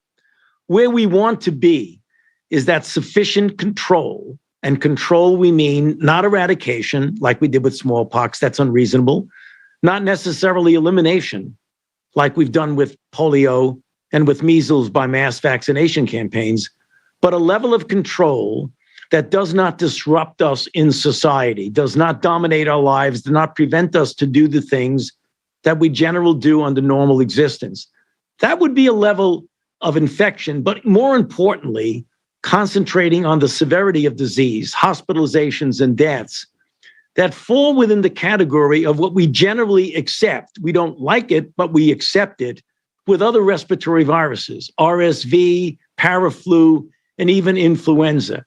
And if the degree of immunity in the general community population, either through infection plus boosting, either vaccine plus boosting, or just vaccine alone, those are the things that will hopefully get us to the point when we have antivirals to be able to treat people who are at high risk, that we no longer are in a situation of threat to our equanimity, threat to our economy, the threat to allow us to live a normal life. We believe we can get there because we have the tools with vaccines, with boosts, with masks, with tests, and with antivirals. That's what we talk about when we get to the point where we can, quote, live with the virus. But as Dr. Walensky emphasized, that is not where we are at this point. So we still have a way to go. So on Pfizer, we've purchased We've purchased 20 million treatment courses of the Pfizer pill, and we accelerated the delivery of the first 10 million from September to the end of June. We have hundreds of thousands of pills across the first quarter of 2022 per month, and that moves to millions in order to complete the 10 million first half of the 20 million by the end of June. I want to remind everybody that that is one of 5 Pfizer pills, one of 5 effective treatments that we have in our nation's medicine cabinet, and that we have more treatments between the Pfizer pill, the Merck pill, GSK's monoclonal antibody, which is effective against Omicron, AstraZeneca's preventive therapy, and remdesivir. We have more available than we've had at any point in the pandemic, and we're using every tool at our disposal to keep people safe. Next question. All right, let's go to Alex Tin at CBS. Hi, thanks for taking my question. Drs. Walensky and Fauci, can you tell us, how do we know that Johnson & Johnson recipients who are up to date on their vaccines are protected against Omicron severe disease? And do you expect we'll see a change to that regimen for those recipients anytime soon? Thanks. Dr. Fauci? Yeah. Well, I mean, if you look at the data that we're getting on vaccinations and boosters, it is very, very clear. I mean, obviously, we have a lot more data in this country on mRNA vaccines, either the Pfizer or the Moderna, than we do on J&J, but there's no reason to believe, given the parallel protection that we have seen with J&J that is boosted, or the mRNAs that are boosted, as well as the mix and match, which have been done, where you can vaccinate with one platform and boost with the other. We have found very interestingly that it works quite well, that they do boost each other rather well. So in that regard, we feel that the situation that we're seeing with the mRNAs is really quite parallel with the boosted J&J, not the first dose, but the boosted J&J.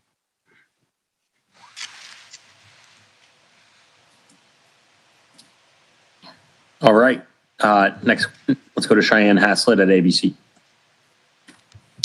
Thanks, guys. For Dr. Fauci, I had a question for you. If you could talk a little bit about this next age group waiting for vaccines, kids 4 and younger. Any updates on when we will hear from Pfizer on data? I think you talked about that coming in the next month or so. And if you could clarify if this will be for a 2-dose or a 3-dose vaccine, which is expected to be sufficient. And then on Paxlovid, do you think the rollout to patients is going well, or are there things the government could be doing to make it easier to obtain? Well, I'll answer the first question and then turf to Jeff to answer the second question. With regard to the clinical trials that are being done in children from 6 months to 24 months and from 24 months through 4 years, as you probably know, the original data that was done was determine if the doses that were given to those children reached what we call non-inferiority with a more adult or adolescent population. And the original data that was put forth, it looked like the dose and the regimen for the children who were 6 months to 24 months worked well, but it turned out that the other dose, namely the other group from 24 months to 4 years, did not yet reach the level of non-inferiority. So the studies are continued. It looks like it will be a 3-dose regimen. I don't think we can predict when we will see an EUA with that, because the company is still putting the data before the FDA, and I certainly don't want to get ahead of the FDA because I'm not privy to the data, and even if I were, I wouldn't want to anticipate what the FDA would do. I think we just need to be patient and know one thing for sure, that that's why the system works, because the FDA is very scrupulous in their ability and in their effort to make sure that before something gets approved for people at any age, including and especially children, because of the special vulnerability of the children, that when these vaccines become available for children at those age, we can be certain that they will be safe and that they will be effective. Bottom line, I can't give you a timetable on that. We'll just have to wait and see. So on the pills distribution, first of all, the FDA and NIH have provided guidelines on which patients should be eligible first for those pills. And then 85% of the pills have been distributed to the states, the same way we distribute vaccines, for them to then put the pills in the most important places within their states at local hospitals and health systems and other caregivers. And 15% is going directly to community health centers around the country, so that we're making sure that we're reaching those who are harder to reach in more vulnerable locations, and that our response is fair and equitable. I think it's important to note that as soon as we get monoclonal treatments or pills, we distribute them out to the states so that they can get to patients as quickly as possible. Next question. Let's go to Josh Wingrove at Bloomberg. Hi there. Thank you very much. Jeff, you said last week you might have an update this week on how many orders have been placed for those tests. I'm wondering if you perhaps have that. And for Drs. Fauci and Walensky, I was hoping twofold. Number one, do you know why we're seeing the cases fall as much as we are, as quickly as we are, particularly in these big urban settings? Is it that we assume everyone was, or many people were more or less exposed and it's running out of people to expose to, or did people just clamp down on their behavior? And forgive me for adding on, last night, Tucker Carlson's show advised viewers to stop using mRNA shots entirely. And I wondered if you wanted to respond to that. That show, of course, has a pretty significant viewership, and that's a message that was sent out last night. Thank you. Okay, Josh, I think that was three questions. Let me go first. And as we said last week, we will have an initial report on orders by the end of this week, so that will be coming. We've seen strong demand, and the website has worked very well, taking in orders quickly and efficiently. Importantly, already tens of millions of tests have gone out the door and are arriving, and many have arrived at people's mailboxes and doors. So we look forward to getting more and more Americans free tests directly at their doorstep in the days and weeks ahead. Dr. Walensky, do you want to take the second question on the steepness of the decline? And then Dr. Fauci, if you want to make any comments on mRNA vaccines. Happy to. Thanks, Josh. So, the shape of the increase, the slope of the increase, and the steepness of decline is what has been mirrored in other countries as well. South Africa and UK have seen similar trends. I think it's a combination of what you commented on. First, that people are behaving differently in the context of Omicron. Many are, masking up. Many are doing more distancing than they had before while we're in the middle of this surge. I also think that there's a large component of people who are vaccinated, people who are getting boosted, and some who have been previously infected now, many who have been previously infected now, either with Omicron itself or with prior variants where they have some enduring protection. Maybe if I could just comment on the mRNA vaccine and just say last week CDC put out data that demonstrated that if you are boosted, you are 68 times less likely to die than if you are unvaccinated. Our hospitals are full of people who have not been vaccinated, and I would encourage people to go get vaccinated. I'll see if Dr. Fauci has anything to add. Yeah, I think the data speaks for themselves. We make recommendations based on the scientific data and the observations, particularly those that Dr. Walensky has just mentioned. The overwhelming proportion of people in this country who are vaccinated have gotten mRNA vaccinations, either the Moderna or the Pfizer. And if you look at the data, you can't walk away from the facts. And the facts are stunningly obvious when you look at the hospitalization and deaths among unvaccinated versus vaccinated and boosted. So there really isn't much to say about that, except that the facts speak for themselves. Kevin, next question. Let's go to David Lim at Politico.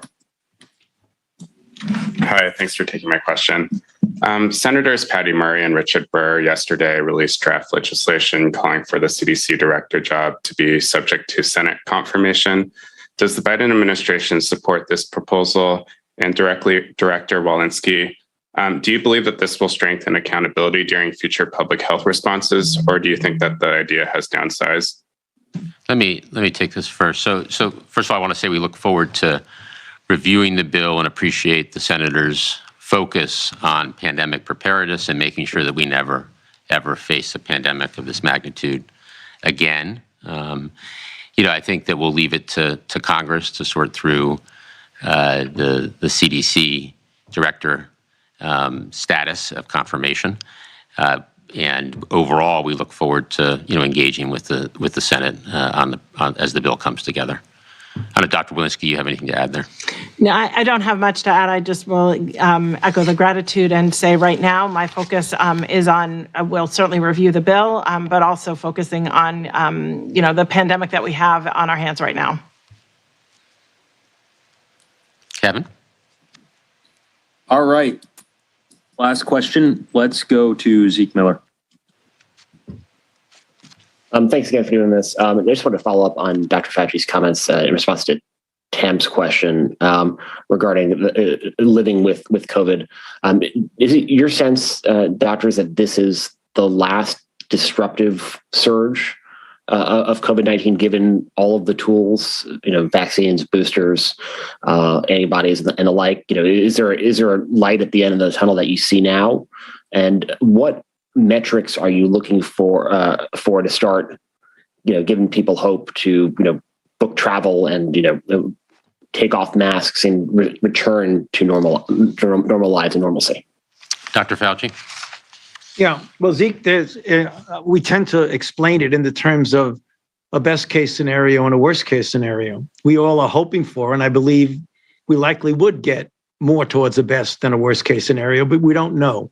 You've got to be prepared for the worst, but anticipate and look at the data as it's evolving and what the best case scenario. And it really relates, just to very briefly reiterate what I said before, where if you get enough protection from either infection plus boost or infection plus boost again, or vaccination with boosting, hopefully, because we know how important boosting is, that you will get a level of protection in the community that even if you get another variant, that you will not see a surge associated with that variant, but you'll have enough background immunity to protect against it. The level that we want to so-called accept living with it is what I mentioned in answer to a previous question.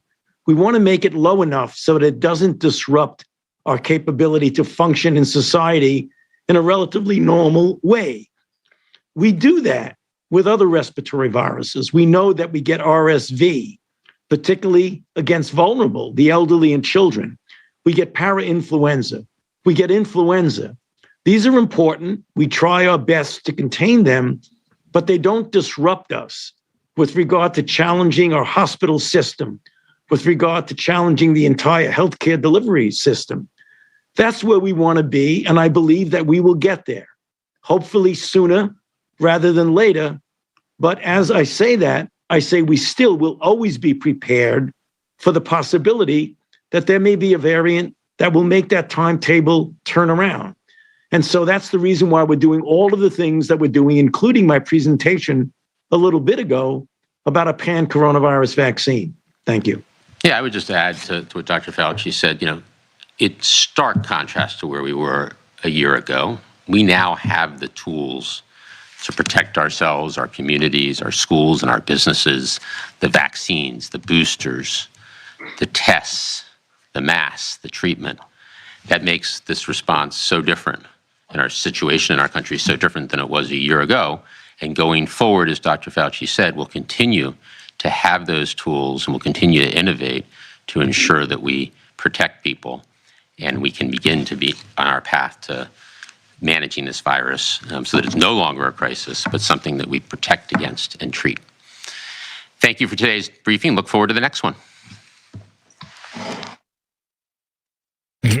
Yeah, we learned a lot of nothing there, okay? A lot of misinformation coming out of that press briefing. All right, so in all reality, I don't know what the hell happened because Secretary Blinken went live, but now they're saying they may have canceled that one and now they're doing this. So I'm going to play his little whatever he was talking about because now they have a new one scheduled where it's just him and the Iranian or the Kuwaiti guy, Prime Minister of Kuwaiti or whatever, is not. That video has been completely deleted, but I have it here because it was saved. So I'm going to record this because they deleted it. They deleted it off of the Secretary of State's YouTube page. Why? The United States is committed to supporting Kuwait's military with assistance as well as through commercial sales. We have strong economic ties. Our bilateral trade relationship now amounts to more than $4.5 billion a year, and we hope that figure will grow. Even be delighted to welcome him, welcome you to Washington and to return the hospitality that you and the New York Times showed me last July. We've been on the phone many times since, but there is nothing to replace person-to-person dialogue after this. Under this partnership. I'm just skipping ahead because nothing's interesting. Information. Finally, the beating heart of the relationship. I would like first to commend all of creation of the dialogue. It has moved in a very good. Thank you. Okay, so that was just a super fast one. But they deleted it, and I didn't show the whole thing because, well, I don't care. But what I am going to do is I'm going to find this new press conference that is now scheduled because it's very odd. I don't care who you are right there. That's some weird stuff. But apparently Secretary Blinken, Antony Blinken, is going to be delivering remarks to the press, and this is now scheduled for 12 o'clock. Weird. So most likely this is going to have to do with the U.S. Embassy in Ukraine. So what I'm going to do for all of you is I'm going to throw this up. We're going to leave it up, share it out. If you're watching on Facebook, send some stars. If you're watching on YouTube, send some super chats. Help justify me keeping all these live streams going all day. If you're on Citizen Stringer, you guys just keep being the best you can be, right? All you guys, there's 71 of you watching me right now. Hi. That goes out to you on citizenstringer.tv. Anyway, I need to leave. So I need to bring all my shirts to the RV, put them in the RV. I got to trudge through the snow to the trailer because I'm not bringing the trailer. Trudge through the snow to grab out the tables, put those in the RV. So I'm going to be watching this from my tablet. So everyone act accordingly in the chats, okay? Like, you better behave yourselves. And then I should be back by the time Blinken is wrapping up. And then we'll go. And I know there's some questions about what size shoe I wear on citizenstringer.tv. Very weird, but I feel like just in the, just to be transparent, I wear a 13 wide, okay? But I know you guys were all asking about that. Adam is the one that started that. Very weird. You guys, you're odd. On the Citizen Stringer chat that we have over there. And if everyone else that's watching on Facebook and watching on Twitter and watching on Twitch and DLive, you guys are missing out on like the best group of people ever to chat. They're all on citizenstringer.tv 24/7. They're in there. Karen, I literally think she sleeps and sets an alarm every 15 minutes to get up and be like 7:15 on the dot, rise and shine, like every single day. But, yeah, unmoderated chats. You can be pretty free to say what you want there, except you can't criticize our production and our staff, or be racist. You'll still get, muted if you're a racist scumbag in our chats, because we don't want that on our own platform either.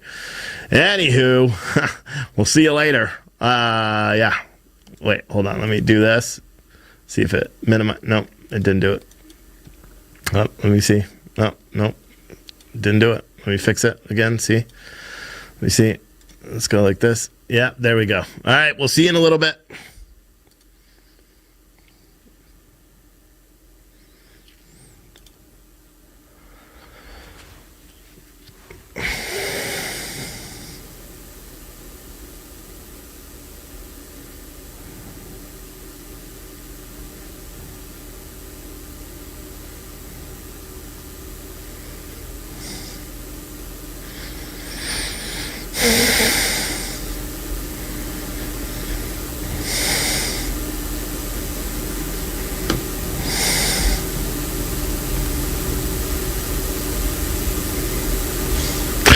Anyone that's curious, if you're watching on Facebook, I saw a comment. It said, It said there's no star option on Facebook. You're watching on the wrong one. Go over to the Steve Oatley one. I think if you do the @ symbol and then official Steve Oatley, because someone else stole Steve Oatley. I mean, can you believe that?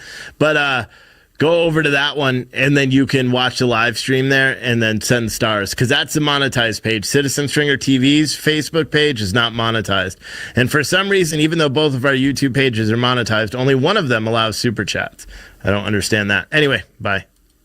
Seriously, bye this time. I'm going to leave. I'll be back. I'll watch on my phone or my tablet.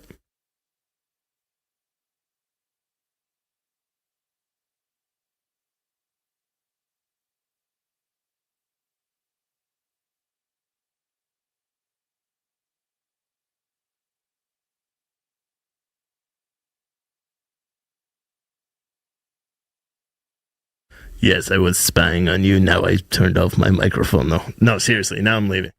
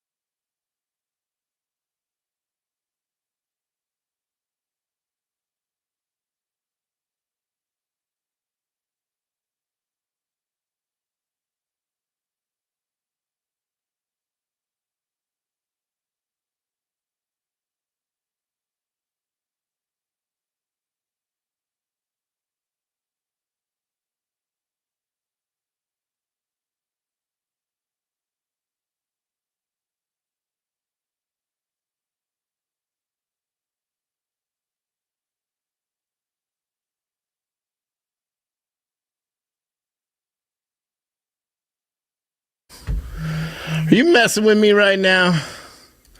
Are they messing with me right now? He didn't speak? He didn't speak? What? He didn't speak? Just in case you didn't hear, there's breaking news right now. Fox News is completely losing their mind. Justice Stephen Breyer is set to retire from the Supreme Court. Supreme Court Associate Justice Stephen Breyer, one of the court's 3 liberal judges, will soon resign from the court, the Associate Press is reporting. His retirement paves the way for President Joe Biden's first nomination to the court. At 83 years young, Breyer is one of the oldest justices serving on the Supreme Court. He's the second longest serving justice currently on the bench, having been confirmed to the court in 1994 when I was 10 years old.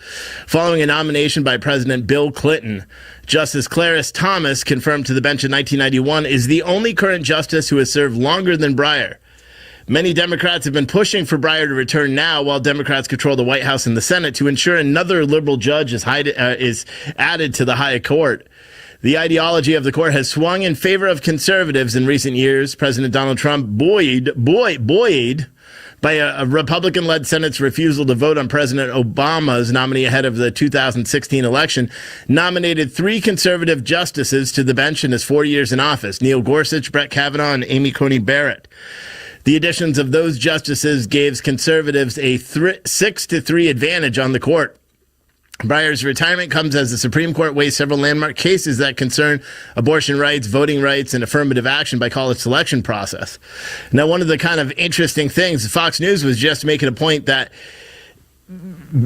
President Biden has given a commitment saying he will only appoint, or he will only push for the nomination of a black woman to sit on the Supreme Court. He will not push for anybody else. Fox News then went like, the idea popped in their head and they're like, holy crap, Kamala Harris. I don't know is Kamala Harris a lawyer? I don't know if you have to be a lawyer, but is she a lawyer? I mean, she probably hasn't practiced law in a long time. Kamala Harris, lawyer. Do you even have to be a lawyer? Oh, yeah, no, of course she is. She was the 32nd Attorney General for California. She locked up all the black people. I forgot. Yeah, of course she's a lawyer. I mean, who are we kidding there? Yeah. I mean, everybody else forgets about that, but, we remember. Oh, my God, I'm sweating. I literally got the news. I got a push alert on my tablet because I left my phone here. I should make sure my kid's school hasn't called. No, my wife did. And I'm going to be like, hold on. Yes, I'm having a great day. I forgot my phone at the office, but I'm back now. Thank you. Love you. Have a good lunch break. That's how you respond to your wife. Get it done real quick. That's like how dinner goes, too. She's like, how was your day? I'm like, it was very good. Thank you. Okay, Siri, hang up now. Wait. I'm sorry. I'm right here. But anywho. Yeah, that would be interesting, right? If they replace Kamala Harris and give Biden a new running mate in 2024. What would happen would Nancy Pelosi become no, is that how it works? Hold on. If the vice president steps down, who becomes VP? Let me see.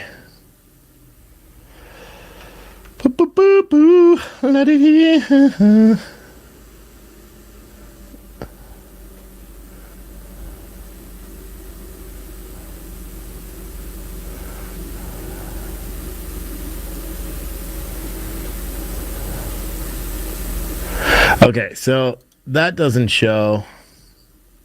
That was a fact check about something else.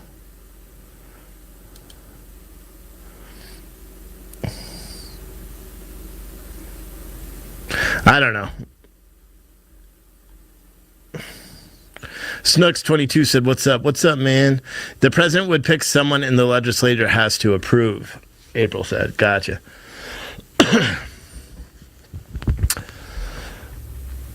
Yeah, but see, are you getting that from all the fact checks that I just got? Because that's if if Joe Biden, oh God, can you imagine if they appoint Kamala Harris to the Supreme Court and then Joe Biden, is found to be an old senile man like we all believe he is? Gosh, the White House press conference today is going to be a nut fest. It's going to be crazy. All the reporters are going to be like, I gotta wonder if something's going on with Russia and Ukraine right now, seeing how the Secretary Blinken still has yet to speak. Man, I gotta order food. I am starving. Hold on one second. Italian Touch. Best Italian subs ever. Delivery. My work address. Yep, right. As soon as possible. You know it. As soon as possible. Let's go down here to Hoagie's. Special Italian. We're going to do lettuce, tomato, lettuce, tomato, onion, pickles, banana peppers. We'll do some steak fried combo. Add that. Sungun. We'll go down here to Bevies. That's beverages for all of you guys. And I'll do a Sprite. Because the Dr. Pip, the last time I couldn't get on board with that. And this has got the message to call me outside. Oh no, did their website just crash? Oh, fuck, I forgot to go to the store. I'm out of vape juice. Wonderful. Oh no, I can't order food. It's like frozen. U.S. handed over their answers to Russia's demand. Are the answers posted, April? Will you Slack me it? If it is. Come on. I just want to order some food. Pizza information, blah, blah, blah. Yes, we want to use that card. Let's give them a $4.43 tip, bringing the total to $20 Roonies. Bada bam. Bang, bang, chabow wow. All right. We got a message from April. Here we go. Oh, what is this? God, can you imagine if Kamala Harris, if Joe Biden appoints Kamala Harris? This is the 25th Amendment. Yeah, this doesn't have this. This isn't this. We need to look for something where specifically the vice president steps down, not the 25th Amendment, because that says that if something happens to Joe Biden, Kamala Harris would become the president and she gets to pick her vice president. We know that. But what we don't know is what would happen if has a vice president ever. Let me see. Has a vice president ever stepped down? Live history. Berlin, Maryland, U.S. Spiro Theodore Agnew. He was the 39th vice president of the United States, serving from 1969 until his resignation in 1973. He is the second and most recent vice president to resign the position other than John Calhoun. Let me go all the way down. Let me see. Vice President.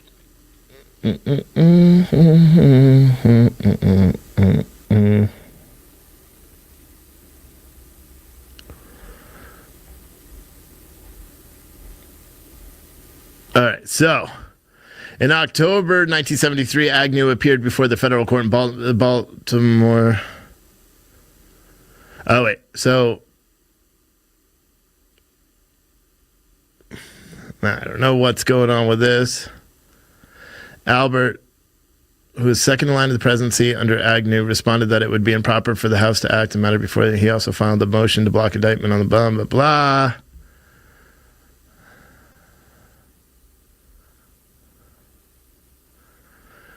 He put forward.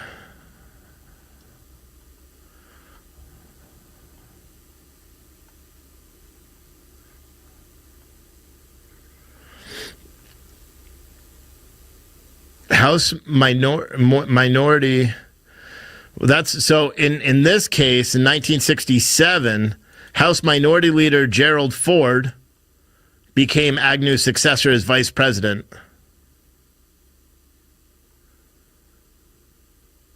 So why was it the House Minority Leader and not the majority? Oh, God. Is that how it works? Because then who do we have? Who's in the House? Kevin McCarthy? Yeah, that would be McCarthy. I don't know how that works. They would never do that. We would never get anything done. To paraphrase Biden, a vice president resignation would be a big deal. It has only happened twice in recent years. The vice president's constitutional role. What is this? Someone sent something in the Facebook chat, even though we don't normally have it. New York Times reported last week that Vice President Joe Biden briefly considered resigning after his son's death. Blah, blah, blah. This is old.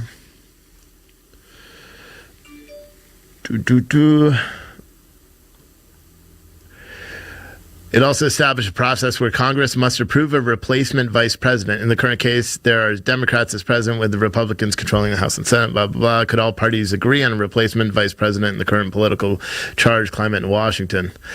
All right, so that was back with in 2015. That one. Man, this is going to be interesting. The whole thing is going to be interesting. Secretary Blinken is still not speaking, but I just got notification. President Biden meeting with the private sector in a half an hour about something to support the Build Back Better bullshit plan. Build Back Better. Build Back. You don't even know what that means. You don't know what Build Back Better means. Man, I'm starving. I'm so hungry. Crap. The other thing I was going to do, because I was driving up to Lowe's and then I was going to hit a McDonald's on the way back. But even though my RV has a generator on it, I want to buy one because the one on the RV is loud. And so I'm going to buy one of these little 3,300 watt gasoline portable inverter generators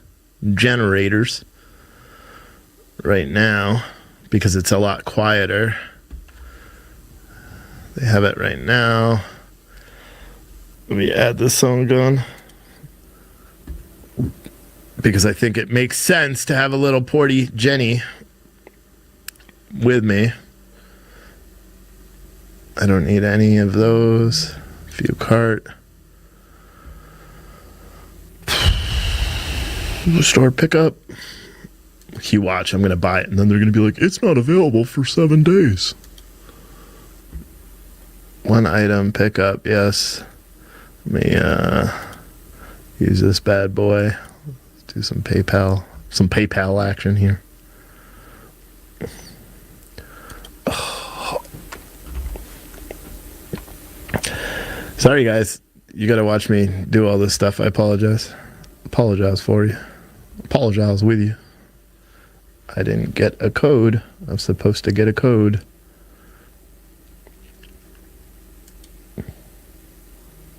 There it is. Got the new code.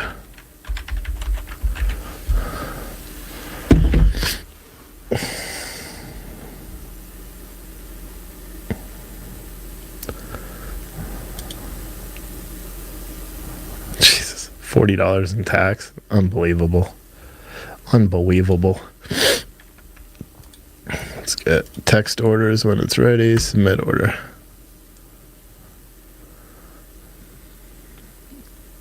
There we go.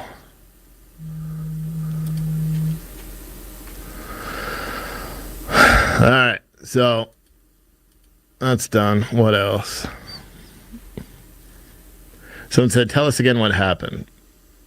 All right, so you guys want another update? You can share it out to social media. I'll give you an update again on what happened, because this is some interesting stuff.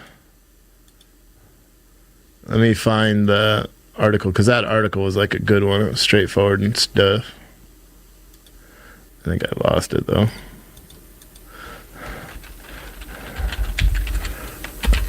All right, here it is. So, Supreme Court Associate Justice Stephen Breyer, one of the court's 3 liberal justices, will soon resign from the court, the Associated Press is reporting today. Apparently, this news just broke. Fox News was going nutty about it. Breyer's retirement paves the way for President Joe Biden's first nomination to the court. At 83 years old, he is one of the oldest justices serving the Supreme Court. He's the second longest serving justice currently on the bench, having been confirmed to the court in 1994 following a nomination by President Bill Clinton. Justice Clarence Thomas, who was confirmed to the bench in 1991, is the only current justice who has served longer than Breyer, whatever. Many Democratic lawmakers have been pushing for him to retire now, while Democrats control the House and Senate to ensure another liberal judge is added to the High Court. The White House on Wednesday denied pressuring Breyer to step down, although there's been a ton of pressure all over D.C. But pictures of him posted up online and all that stuff. So it's very crazy. The White House, Jen Psaki, has issued a press statement on Twitter saying it's always been the decision of any Supreme Court justice if and when they decide to retire and how they want to announce it, and that remains the case today. We have no additional details or information to share from the White House. The reason why they had to put that statement out is because there's been so much outside pressure on Stephen Breyer to step down. They've literally put up billboards in D.C., driven buses around that are plastered, those mobile vehicles, calling for his resignation, calling for him to step down, saying that he's too old and this and that.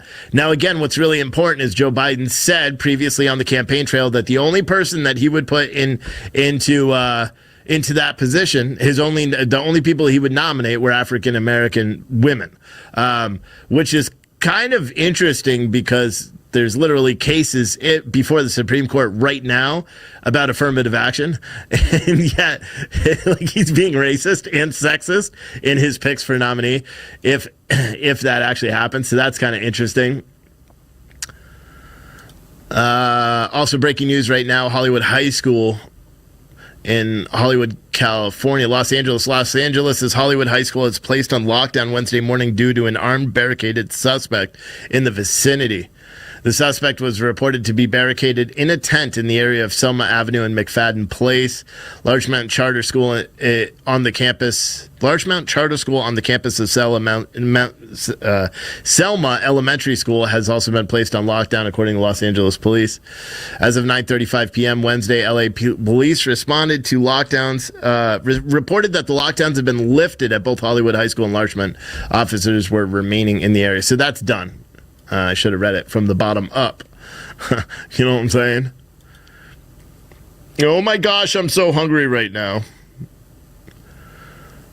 The Young Turks, that fat slob from the Young Turks, he said, are we sure that the Democrats are competent enough to put someone on the Supreme Court? It's the easiest thing in the world, but voting rights and increasing minimum wage were supposed to be super simple, and they bungled that so hard. Their incompetence knows no bounds. Wish us luck. That's how I imagine him talking, because I've never actually listened to his show, because he's just an idiot. I see his posts on Twitter. I don't know why I follow him, but I see it all the time. RT, the Russian state-affiliated media, is broadcasting the message to U.S. citizens, commercial air availability from Ukraine. Security, and this is what we already talked about before, the heightened new alert that's come out of the U.S. Embassy in Kiev. Oh, wait, what's his face is live. Shit, and I missed it. The United States would do the same. Today, Ambassador Sullivan delivered our written response in Moscow. All told, it sets out a serious diplomatic path forward should Russia choose it.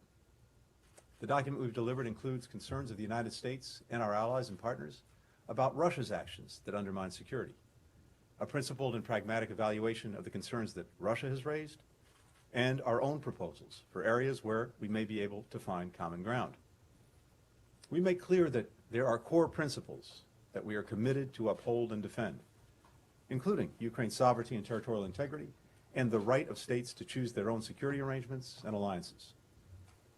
We've addressed the possibility of reciprocal transparency measures regarding force posture in Ukraine, as well as measures to increase confidence regarding military exercises and maneuvers in Europe. And we address other areas where we see potential for progress, including arms control related to missiles in Europe, our interest in a follow-on agreement to the New START treaty that covers all nuclear weapons, and ways to increase transparency and stability. We put these ideas forward because they have the potential, if negotiated in good faith, to enhance our security and that of our allies and partners, while also addressing Russia's stated concerns through reciprocal commitments. Our response to Russia reflects what I said in Kyiv, Berlin, and Geneva last week. We're open to dialogue. We prefer diplomacy, and we're prepared to move forward where there is the possibility of communication and cooperation if Russia de-escalates its aggression toward Ukraine, stops the inflammatory rhetoric, and approaches discussions about the future of security in Europe in a spirit of reciprocity. Our responses were fully coordinated with Ukraine and our European allies and partners, with whom we've been consulting continuously for weeks. We sought their input and incorporated it into the final version delivered to Moscow. Additionally, NATO developed and will deliver to Moscow its own paper with ideas and concerns about collective security in Europe, and that paper fully reinforces ours and vice versa. There's no daylight among the United States and our allies and partners on these matters. We shared our response paper with Congress, and I'll be briefing congressional leaders on this later today and consulting with them on our approach.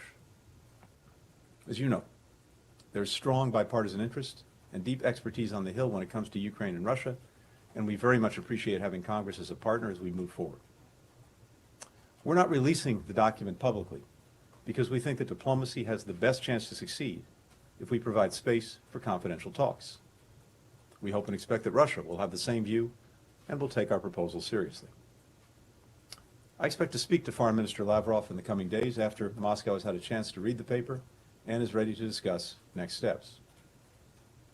There should be no doubt about our seriousness of purpose when it comes to diplomacy, and we're acting with equal focus and force to bolster Ukraine's defenses and prepare a swift, united response to further Russian aggression. 3 deliveries of U.S. defensive military assistance arrive in Kyiv this week, carrying additional Javelin missiles and other anti-armor systems. 283 tons of ammunition and non-lethal equipment essential to Ukraine's frontline defenders. More deliveries are expected in the days to come. We provided more defensive security assistance to Ukraine in the past year than in any previous year. Last week, I authorized U.S. allies, including Estonia, Latvia, and Lithuania, to provide U.S.-origin military equipment from their inventories for use by Ukraine. Also last week, we notified Congress of our intent to deliver to Ukraine the Mi-17 helicopters currently held in Defense Department inventories, 5 of them. Additionally, the Secretary of Defense announced on Monday that 8,500 U.S. service members currently stationed in Europe and the United States have been placed in heightened readiness to deploy, to ensure that we're able to support the NATO response force swiftly if it's activated by the North Atlantic Council to harden the Allies' eastern flank. Other NATO allies have also announced steps that they're prepared to take, and we expect more in the coming days. We've taken this step out of prudence. We hope those forces don't have to be activated for deployment, but if they are, we will be ready. We're also continuing to coordinate with our European allies and partners on severe economic sanctions to hold Moscow accountable for its actions. We've developed a high-impact, quick-action response that would inflict significant costs on the Russian economy and financial system. As part of our response, we're also prepared to impose export controls that will have a longer-term effect, denying Russia products that it needs to fulfill its strategic ambitions. On top of all of that, our allies and partners are also stepping up to provide assistance to Ukraine in various and mutually reinforcing ways. As we've done many times before, the alliance and individual allies are coming together to support our partners and to defend what should be inviolable principles that have helped provide unprecedented security, stability, and prosperity for decades in Europe and around the world. Finally, we're looking to support our allies and partners in dealing with the secondary negative consequences of Russia's destabilizing acts. For example, we know that Ukraine's economy and financial position is being affected by this crisis. And just as we're bolstering Ukraine's security, so too are we looking for how we can support its economy beyond the significant assistance we're already provided. Our European allies and partners are doing so as well. And that's another matter that I'll have an opportunity to discuss with Congress later this afternoon. As we're taking steps to ensure that the global energy supply isn't disrupted. That too is an important focus. Should Russia choose to weaponize its natural gas by cutting supply to Europe even more than it's already done? We're in discussions with governments and major producers around the world about surging their capacity. We're engaged in detailed conversations with our allies and partners about coordinating our response, including how best to deploy their existing energy stockpiles. All this effort is aimed at mitigating price shocks and ensuring that people in the United States, Europe, and around the world have the energy they need, no matter what Russia decides to do. All told, our actions over the past week have sharpened the choice facing Russia now. We've laid out a diplomatic path. We've lined up steep consequences should Russia choose further aggression. We've stepped forward with more support for Ukraine's security and economy. And we and our allies and partners are united across the board. Now, we'll continue to press forward and prepare. It remains up to Russia to decide how to respond. We're ready either way. One final note before I take some questions. Regarding American citizens in Ukraine, as you know, earlier this week, I authorized the voluntary departure of a limited number of U.S. employees and ordered the departure of many family members of embassy personnel from Ukraine. This was a decision based on one factor only: the safety and security of our colleagues and their families. And given the continued massive buildup of Russian forces on Ukraine's borders, which has many indications of preparations for an invasion, these steps were the prudent ones to take.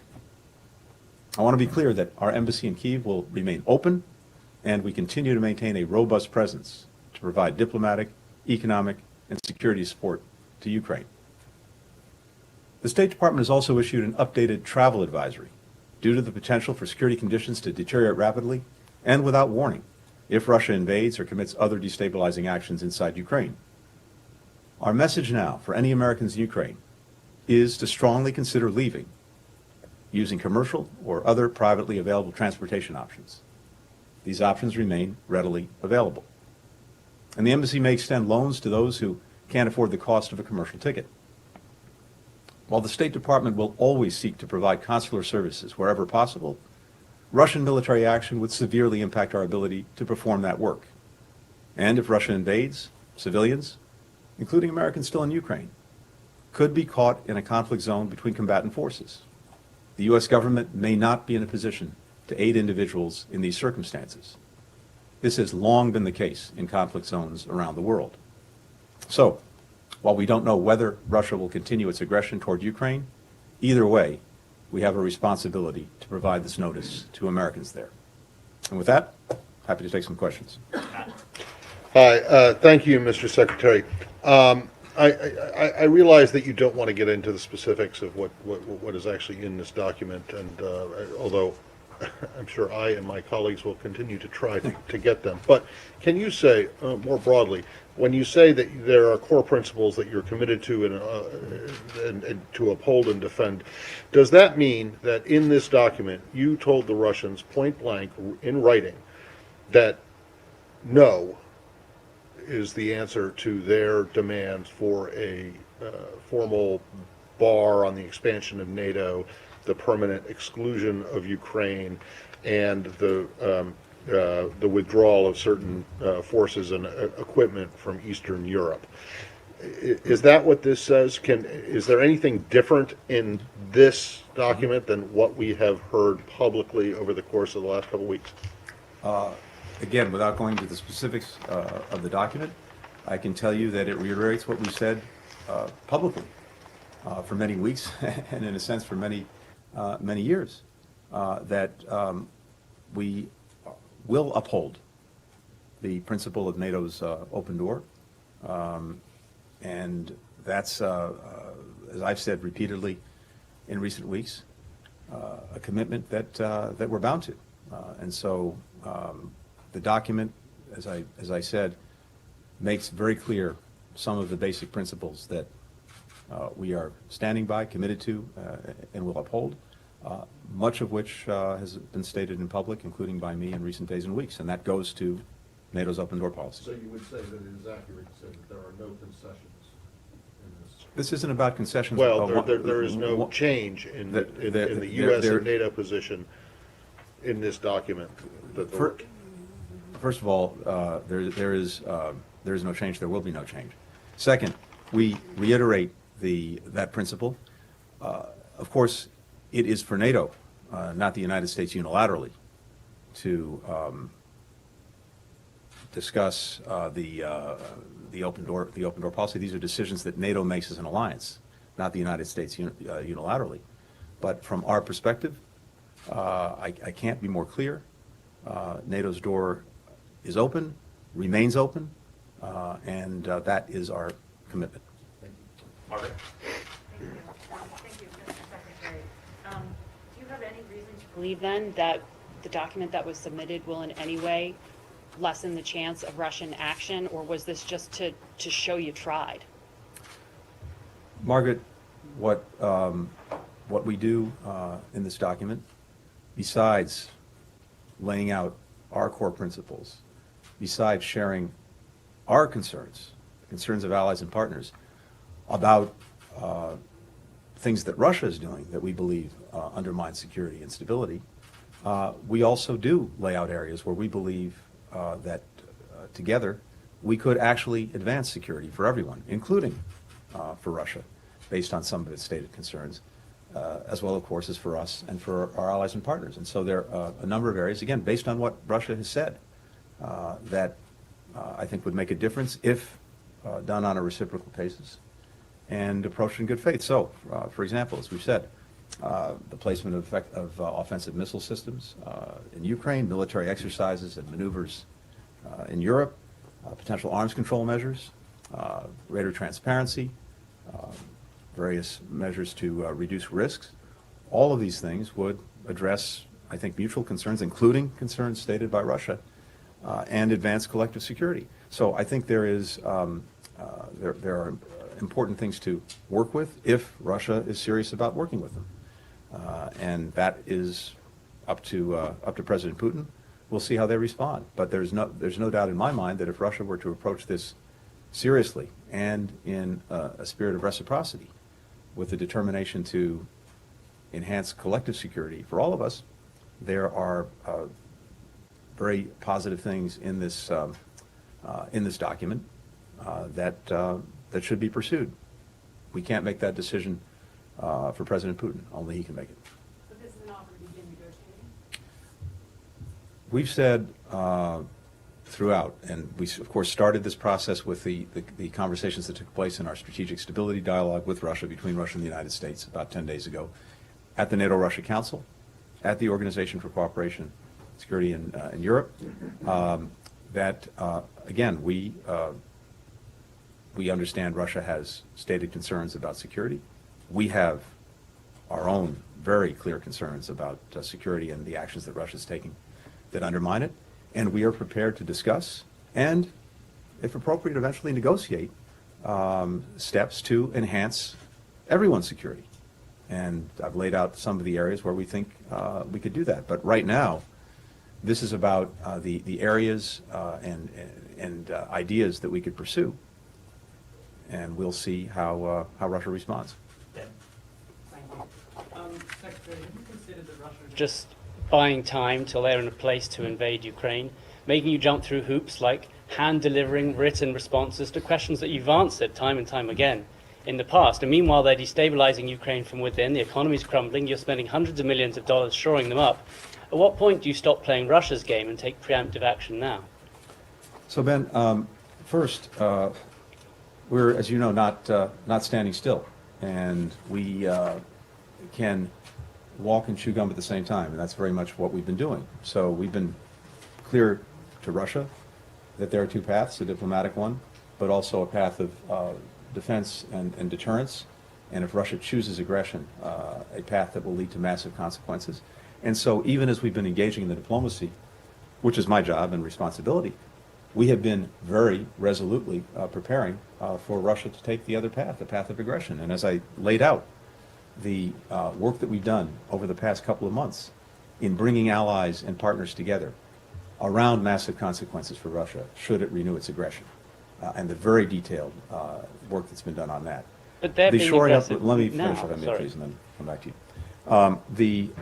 shoring up in very significant ways of our support for Ukraine, including the defensive military support, the drawdown that the president issued in December, which is now being delivered to Ukraine, the additional steps to make sure that defensive military assistance was being made available to Ukraine, including the authorizations that I signed a week ago to allow other countries that have U.S. origin military equipment to share it with Ukraine.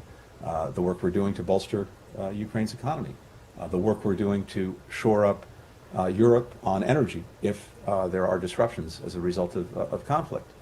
And, of course, the orders that the President gave, the Secretary of Defense gave earlier this week to make sure that we are fully prepared on a moment's notice to reinforce NATO's eastern flank in the event of renewed Russian aggression. All of those things have been happening very deliberately and effectively over the last many weeks. So these two paths and the approach that we've taken, these are mutually reinforcing. The work that we're doing on defense, on deterrence, bringing allies and partners together, I think reinforces our diplomacy. And at the same time, it's very important that we pursue the diplomacy, whether or not, you may well be right, that Russia is not serious about this at all. But we have an obligation to test that proposition, to pursue the diplomatic path, to leave no diplomatic stone unturned, because for sure, it's far preferable to resolve these differences peacefully, consistent with our principles, than it would be to have renewed aggression, renewed conflict, and everything that will follow from that. But the point is, we're prepared either way. Hello, Mr. Secretary. I just want to ask you a little bit about the unified approach with Europe. Mm-hmm. What do you make of Germany's stance? For example, they ruled out sending lethal weapons to Ukraine. They prevented Estonia from delivering arms. And today, there was news out that they're sending helmets to Ukraine. A delivery Kyiv mayor said was a joke. Would you say that you're happy or satisfied with Germany sending helmets to Ukraine instead of arms shipments? And if I may just ask about President's comments yesterday, he said that he would consider sanctioning Putin personally if he decides to invade. How advanced are these plans? And then again, going back to unity with Europe, has the United States discussed this with Europe, and are they on board? Thank you. First, let me say as a general matter, and I at the risk of patting ourselves on the shoulder, I have to say I was struck when I spoke to the Foreign Affairs Council of the European Union a couple of days ago, that partner after partner, this was in the EU context, but I've heard the same thing at NATO, referenced and the word that was used was unprecedented coordination and consultation with allies and partners on this issue and on this challenge. And one result of that unprecedented coordination and consultation is, as I see it, very strong solidarity in terms of the consequences that will befall Russia if it renews aggression against Ukraine. And that is across the board. And that includes Germany. And I was just in Germany, as you know very well, meeting with Chancellor Scholz and spending a lot of time with my German counterpart, Foreign Minister Baerbock. And as I said before, I'm absolutely confident in German solidarity in being together with us and other allies and partners in confronting renewed Russian aggression against Ukraine. Now look, different countries have different authorities, they have different capabilities, they have different areas of expertise, and we're bringing all of those to bear, but doing it in a way that is complementary. And it speaks to the shared commitment that we have to defend Ukraine's territorial integrity, its sovereignty, and its independence. When it comes to sanctions, I think as you heard the President say, everything is on the table. I can tell you this. The steps that we will take together, swiftly, will go directly to things that President Putin cares deeply about, including Russia's ability to engage economically and financially, including its ability to develop technology for the sectors that it cares most about, like defense, like high tech. And as the President said, everything is on the table, and I'll leave it at that. Take a final question from Kelly. document should be considered a proposal from President Biden to President Putin? And if you can also shine a little bit of light on President Biden's role in crafting this message. Sure. Carly, again, the document that we've shared with Russia today does a few things. First and foremost, it states very clearly the principles that we're committed to and that we will defend one way or the other. Second, it lays out our own concerns and allied concerns about actions that Russia is taking, not just with regard to Ukraine, but more broadly in the European theater that we believe undermine security. Third, it addresses concerns that Russia raised in the document that it provided to us a couple of weeks ago. And finally, it suggests areas where, based on reciprocity, we believe we could advance our collective security, again, in ways that address our concerns and in ways that address some of Russia's concerns. That's what this does. It's not a formal negotiating document. It's not explicit proposals. It lays out the areas and some ideas of how we can together, if they're serious, advance collective security. President Biden was intimately involved in this document. We've reviewed it with him repeatedly over the last weeks, just as we were getting, as you know, comment, input, ideas from allies and partners. It was vital that we work on this document, even though it goes to bilateral matters, and what NATO is providing presumably goes to the some broader issues that involve NATO and Russia. But allies and partners were intimately involved as well, and we took on board many of the comments they've made and integrated them into the document. But the president has been deeply involved in this from the get-go, reviewing various drafts of the proposal, making his own edits, and of course blessing the final document that was delivered to Russia today. Given that, Biden himself, U.S. Biden administration officials have said an invasion is potentially imminent, the stakes are incredibly high here, and you guys have also said that Putin is the decision maker. So why not address this directly to him, given the situation you're facing right now?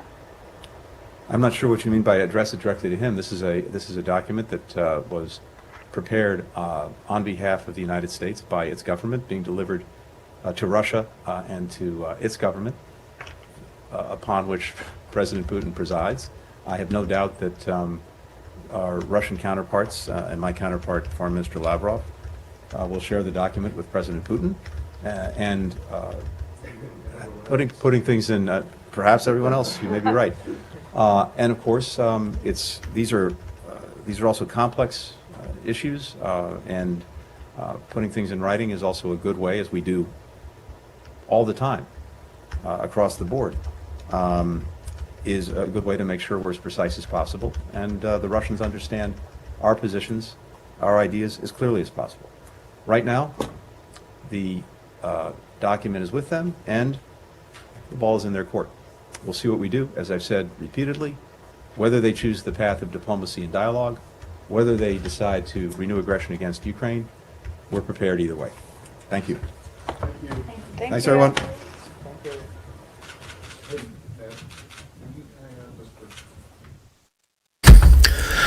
Well, that sucks. Our media is lame. They don't even ask good questions. They don't even ask the good questions. Not that I even know what I would ask there. This meant I wasn't ready to switch. I don't have anything else preloaded. And I'm trying to stay live for the Jen Psaki thing, but got a lot going on. The generator's ready to go pick up. I got to drop off coffee. I got to package coffee. I got to do a whole bunch of stuff, which is frustrating. It's frustrating to me. I know President Biden is supposed to speak about something, but it's not going to be anything good. So he's not going to actually answer any actual questions. He doesn't ever answer any questions. I'm just looking to see if there's anything new. There isn't. All right, I'll tell you what I'm going to do. Everyone on social media, I'm going to cut this feed. I will probably, with a 90% chance of rain tonight, I will probably, not really, I don't know why I said chance of rain. I will most likely not be going live tonight at all because I'm going to be driving tomorrow. I start my trip down to Texas. So I'm going to leave right after dropping my kids off and head down there. So I want to hang out with my family tonight. I got a ton of coffee to package. So everyone that's watching on social media, I'm going to cut these feeds. Citizen Stringer, I will bring you the White House press conference at 2 o'clock if you're watching on Citizen Stringer. So don't worry about that. But everyone that's watching on social media, I'm just going to cut these feeds because I don't know what else to do. So yeah, I appreciate all of you guys for watching. We'll see you tomorrow. We'll see you when we see you. All right, so social media's cut off. So let me cancel this one, cancel this.